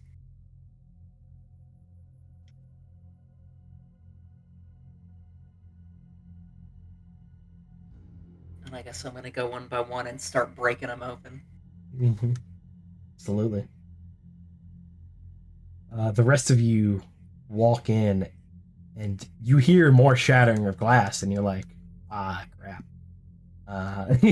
More of these creatures. But as you look in, you see that Auric is going down the room, hitting each of these. It takes several hits. A couple hits before the glass starts to cracking, but then once it starts to crack, the liquid begins to spew out before at some point it gives out with his mighty muscles swinging, causing the entire thing to shatter and this green liquid spilling everywhere. Just all around the room, this sour smell. As he begins destroying them, as he destroys them one by one. You see the broken remains of a robot nearby. Oh. Yeah, I guess I would say patiently kind of walk behind him so he can fucking do the thing. Hey, Rock. What? Orok. What are you doing? What's right? And I guess I'll continue walking with you until. So, like, what are these things? Monsters. Oh, are these the chimeras? Doesn't matter what they are. No matter as they shouldn't be. Yeah, all right. If you say so. Maybe- I'll go to the other end and start breaking the other ones. Alright, you'll join Auric in breaking them open. Anybody else join Auric? I got nothing to break them with. Why not? Or Slam your thick skull into it. Scurry, Fuck Auric, now. and Benjamin will begin destroying these vats. As you destroy them,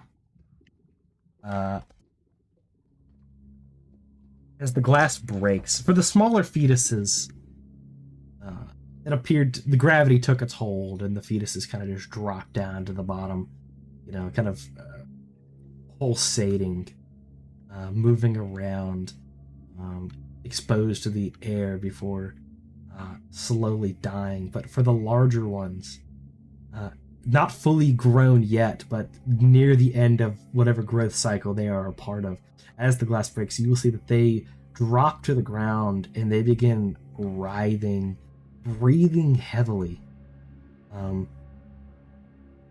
reaching out, clawing the air, not yet adapted to the oxygenated world. A few of them will try to take their first steps to crawl away, but they don't get very far, as I assume, or Each of them is dying in the cradle. yeah, I assume you will finish them off before they can even take their first steps.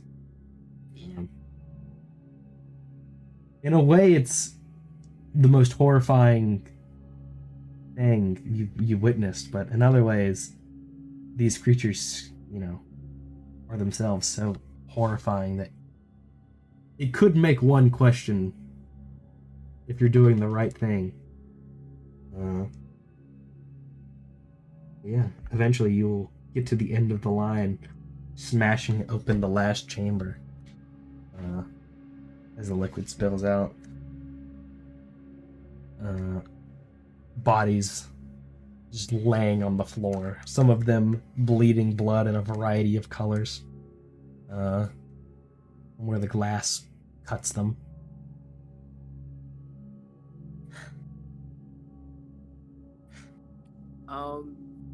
You find the count? These are the Are these the abominations or are these the people that have been kidnapped? Oh, we don't know. Yeah, I described. It's the abominations that you guys have, similar to the other Is it creatures. the abominations? Oh, Yeah, okay. it's the mutated, it's the chimera creatures that you guys have been. Yeah. In that case, Benjamin's gonna go through and each one of the corpses, he's gonna grab the heart of Viz that's in them. Oh fuck! Those were chimeras, weren't they? Yeah, the ones Scream we out got- loud. Yeah, those were chimera. We just ran into 2 chimeras. You kill him? No. I gave one of them a hot, my sister gave one of them a get high fruit, and the other one was fed. What did you ate feed my him? jerky. Yeah. Yeah. Fed them? They seem not to be too hostile. Well, they were like kind of fucked up though. Benjamin, You can't see the expression through the helmet, but Ulrich is just gonna stand and stare at you. Well, one of them passed out after we gave it the get high fruit, so you could probably pretty easily kill it. I think. Benjamin, as you go up to these creatures, you have to cut them open to get the viz out from within them. The smaller ones have almost nothing in their chest, while the larger ones appear to have, kind of the normal little diamond-sized crystals that you found. They're not diamond, like a rupee, kind of Legend of Zelda rupee-sized crystals that you found before. I'm gonna say that you find. I'll just roll. Let's say you find 6 pieces of viz amongst the corpses. Sweet.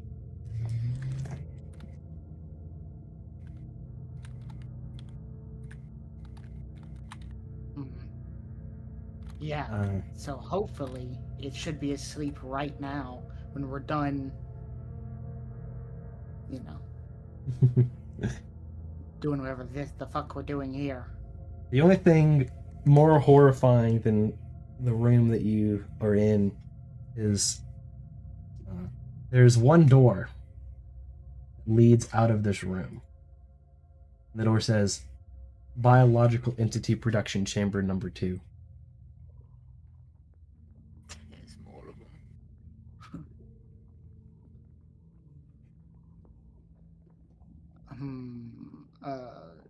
It's out of this one right here. I guess we've got to go into it, don't we? Finish what I started. Whoops. Oh, look at that. That doesn't connect. Supposed to, at least. Oh. It just auto-connected because this one happened to me. Technically, I haven't done the same square, but there's another thing. For later. Do you go back to the Sleeping Chimera, or do you continue onwards? Continue on. We'll go deal with that when we get there. As you continue on, as you enter room number 2, you'll see this one is very similar in scope to the first one that you entered, but instead of containing, like the vials are very similar, but instead of containing this green liquid, these appear to have like this light blue kind of liquid. And instead of the horrible chimera creatures that you saw before, you see that these fetuses and bodies appear very human. Perfectly human even. And as you walk amongst them, you see that a couple of them even look familiar. Until, or as you're walking, observing the creatures, you look and see a small, maybe teenage age creature that looks very similar to your retainer, to Mr. Tad, I believe. Similar. God. So is that Tab? No, not Tad. That's Well, no, he doesn't have the mole. Tad. He's missing the mole. Wait, what about the horses? He's right there.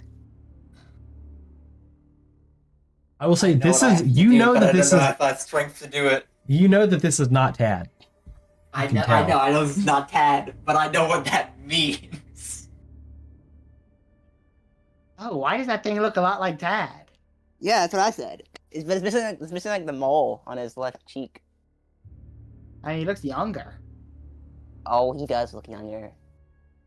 You will find a few others that look Ostrobardian in nature.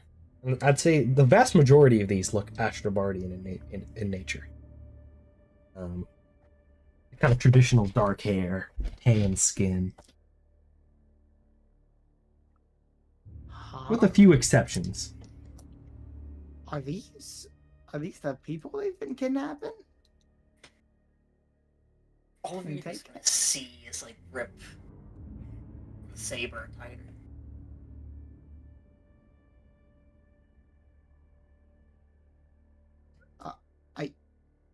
You're planning to kill them? It's not Tad. Well, we don't even know. So first of all, this guy that we're looking at here, is he? Explain where he is again. Is he in like a pod or is he in? Like Yeah, all of these guys are in pods, very similar to the ones you broke, but different. Well, we should first try to maybe talk to them, see if they. I mean, yeah, I guess he looks like Tad or whatever, but there's a chance he's not. I would say Well, then even why you would he know, look Scurry, that's not Tad.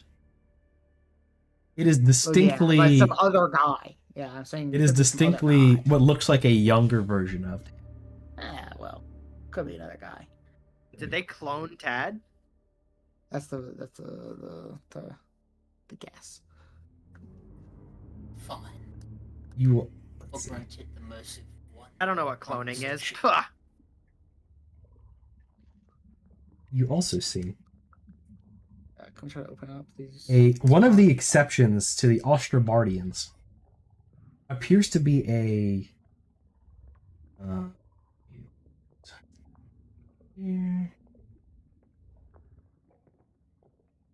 It appears to be a woman with long, black hair that goes to the shoulders, with a white streak.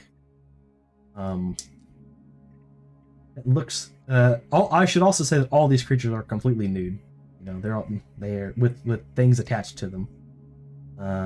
This person looks exactly like Sigrid, but without any of Sigrid's scars. Damn, it's just a better Sigrid. Well, Sigrid's dead. No, not dead. She just left. How'd she leave? It's sealed. Oh, she's not here.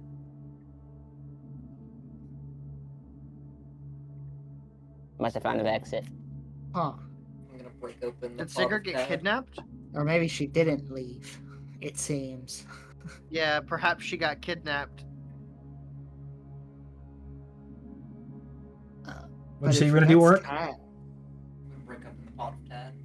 Bring him on the pod. You bring up your sword. You smash it a few times until the liquid, until the glass cracks, the liquid spilling out, and the form of Tad will spill out of it.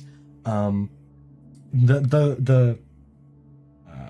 tendril, I guess I should say, that was connected to him was like connected to his mouth, which becomes detached as he falls to the ground.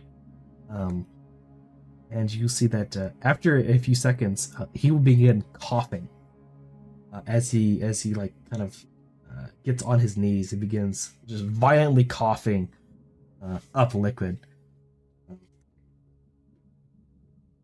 before he looks up at you and says, "Where am I?" Oh, What Tad? are you? oh, hello, Orc. Don't you remember me?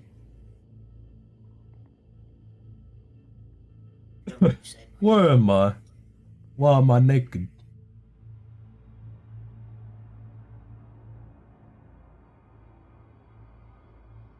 What's your You're in a name? bad place. My name's Tad, of course. You know me. Bad place. Uh, What was the last thing you remember? well, last thing I remember, I was with Seamus. We were waiting on y'all to come back, and the cliff opened. A lot of these creatures came out. And I tried to run away, but I remember I got hit, thrown to the ground, and then everything went dark. Now I'm here. Where'd they take Seamus? Where'd they take John Horse? What about our carriage? What about? Well, I don't remember. huh? Yeah. Why you look so different, Tad? He will look down and say, well, I don't have my clothes on. That's a big thing. Yeah, but I like, think your clothes would make that big of a difference. you're like noticeably younger. My daddy always said that I looked young. No, not like that though. There's no getting to him. I mean, how do you tell? I'm whispering to everyone else. How do you tell if that's the real Tad? He's not. How do you know? Look at him. What are y'all Okay. whispering about? About you. And I'll look back. So yeah, I can. He's taking. I mean, it could have just been something that made him look this way. Tell us something. I'm gonna look at the tubes and then look back to the room we came from. Okay. Tell us something only Tad would know.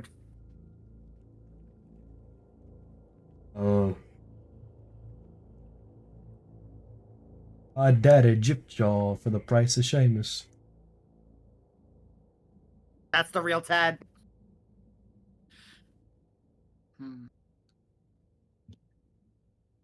He's doing everything Tad would do. What's the color of our high sea ghost on the ship? Orange. He's fake. Fuck, I forgot the color. He was green, you fuck. I can't.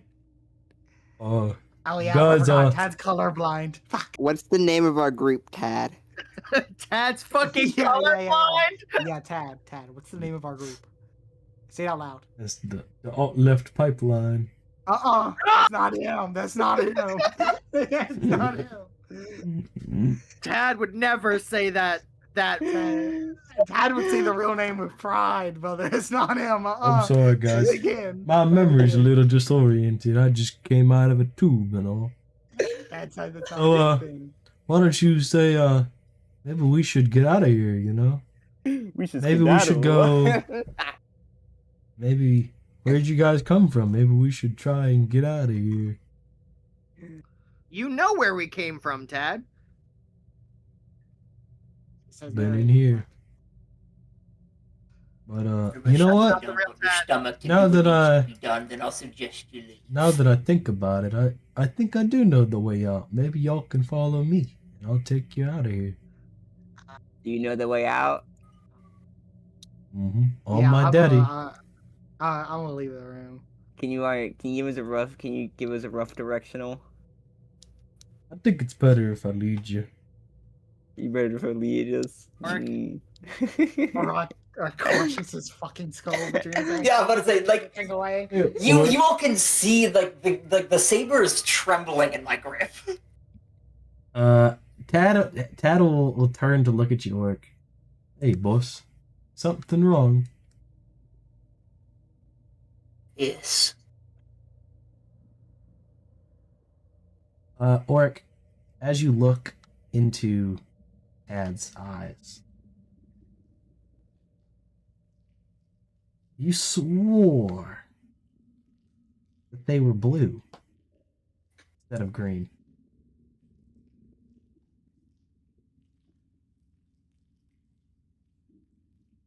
That's all he needs. That's all the proof Oric needs. That's what the proof he needs. Tad, Yes, boss.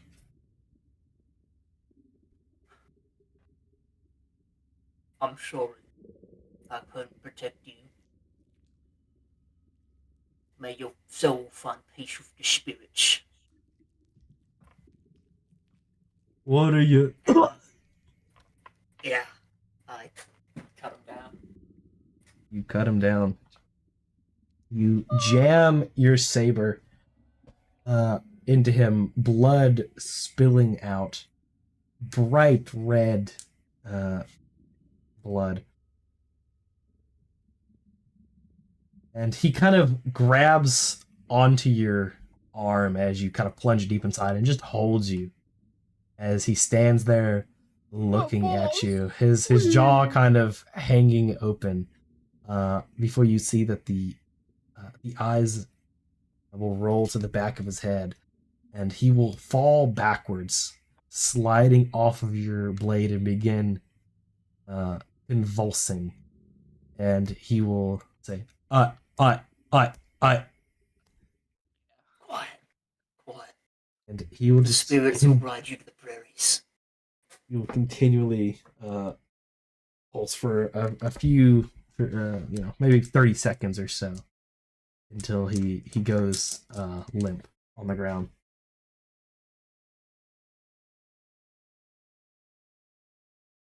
Well, that was dramatic.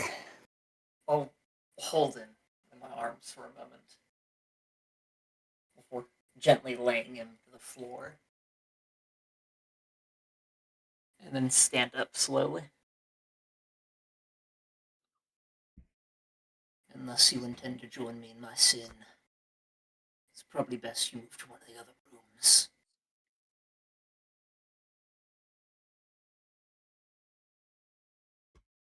You can see that there is one other exit out of this room, a room called the decanting room. Are we gonna deal with the one that looks like Sigrid? Kind of the idea. You assume Aura contends as much. I can't. I don't know if anybody else can hear you, but I can't hear you. You can hear him.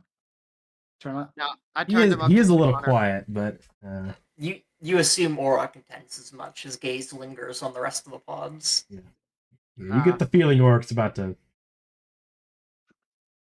Yeah, kind of take care of. get at him. Yeah. I'll walk to the other room then. I'll go to the decanting room. You begin to walk into the room. The rest of you kind of leaving Orc behind to continue his slaughter. You will hear the sounds of breaking glass, the spilling of liquid, the sounds of human grunts, maybe even a scream. As I assume, Orc, you slay each of these creatures, one after the other. I'll try and make their deaths as quick as possible, but Mm-hmm. Is there anything special you do when you come to the body of Sigrid? Who you know is not Sigrid, for she does not have Sigrid's scars of battle.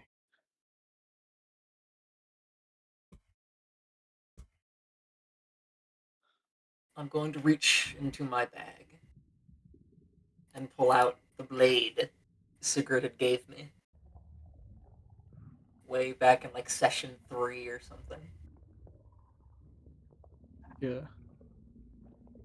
And I'll hold on to it for a moment before, after letting Sigrid out and slaying them, I'll lay her on the ground and place a blade in her hands.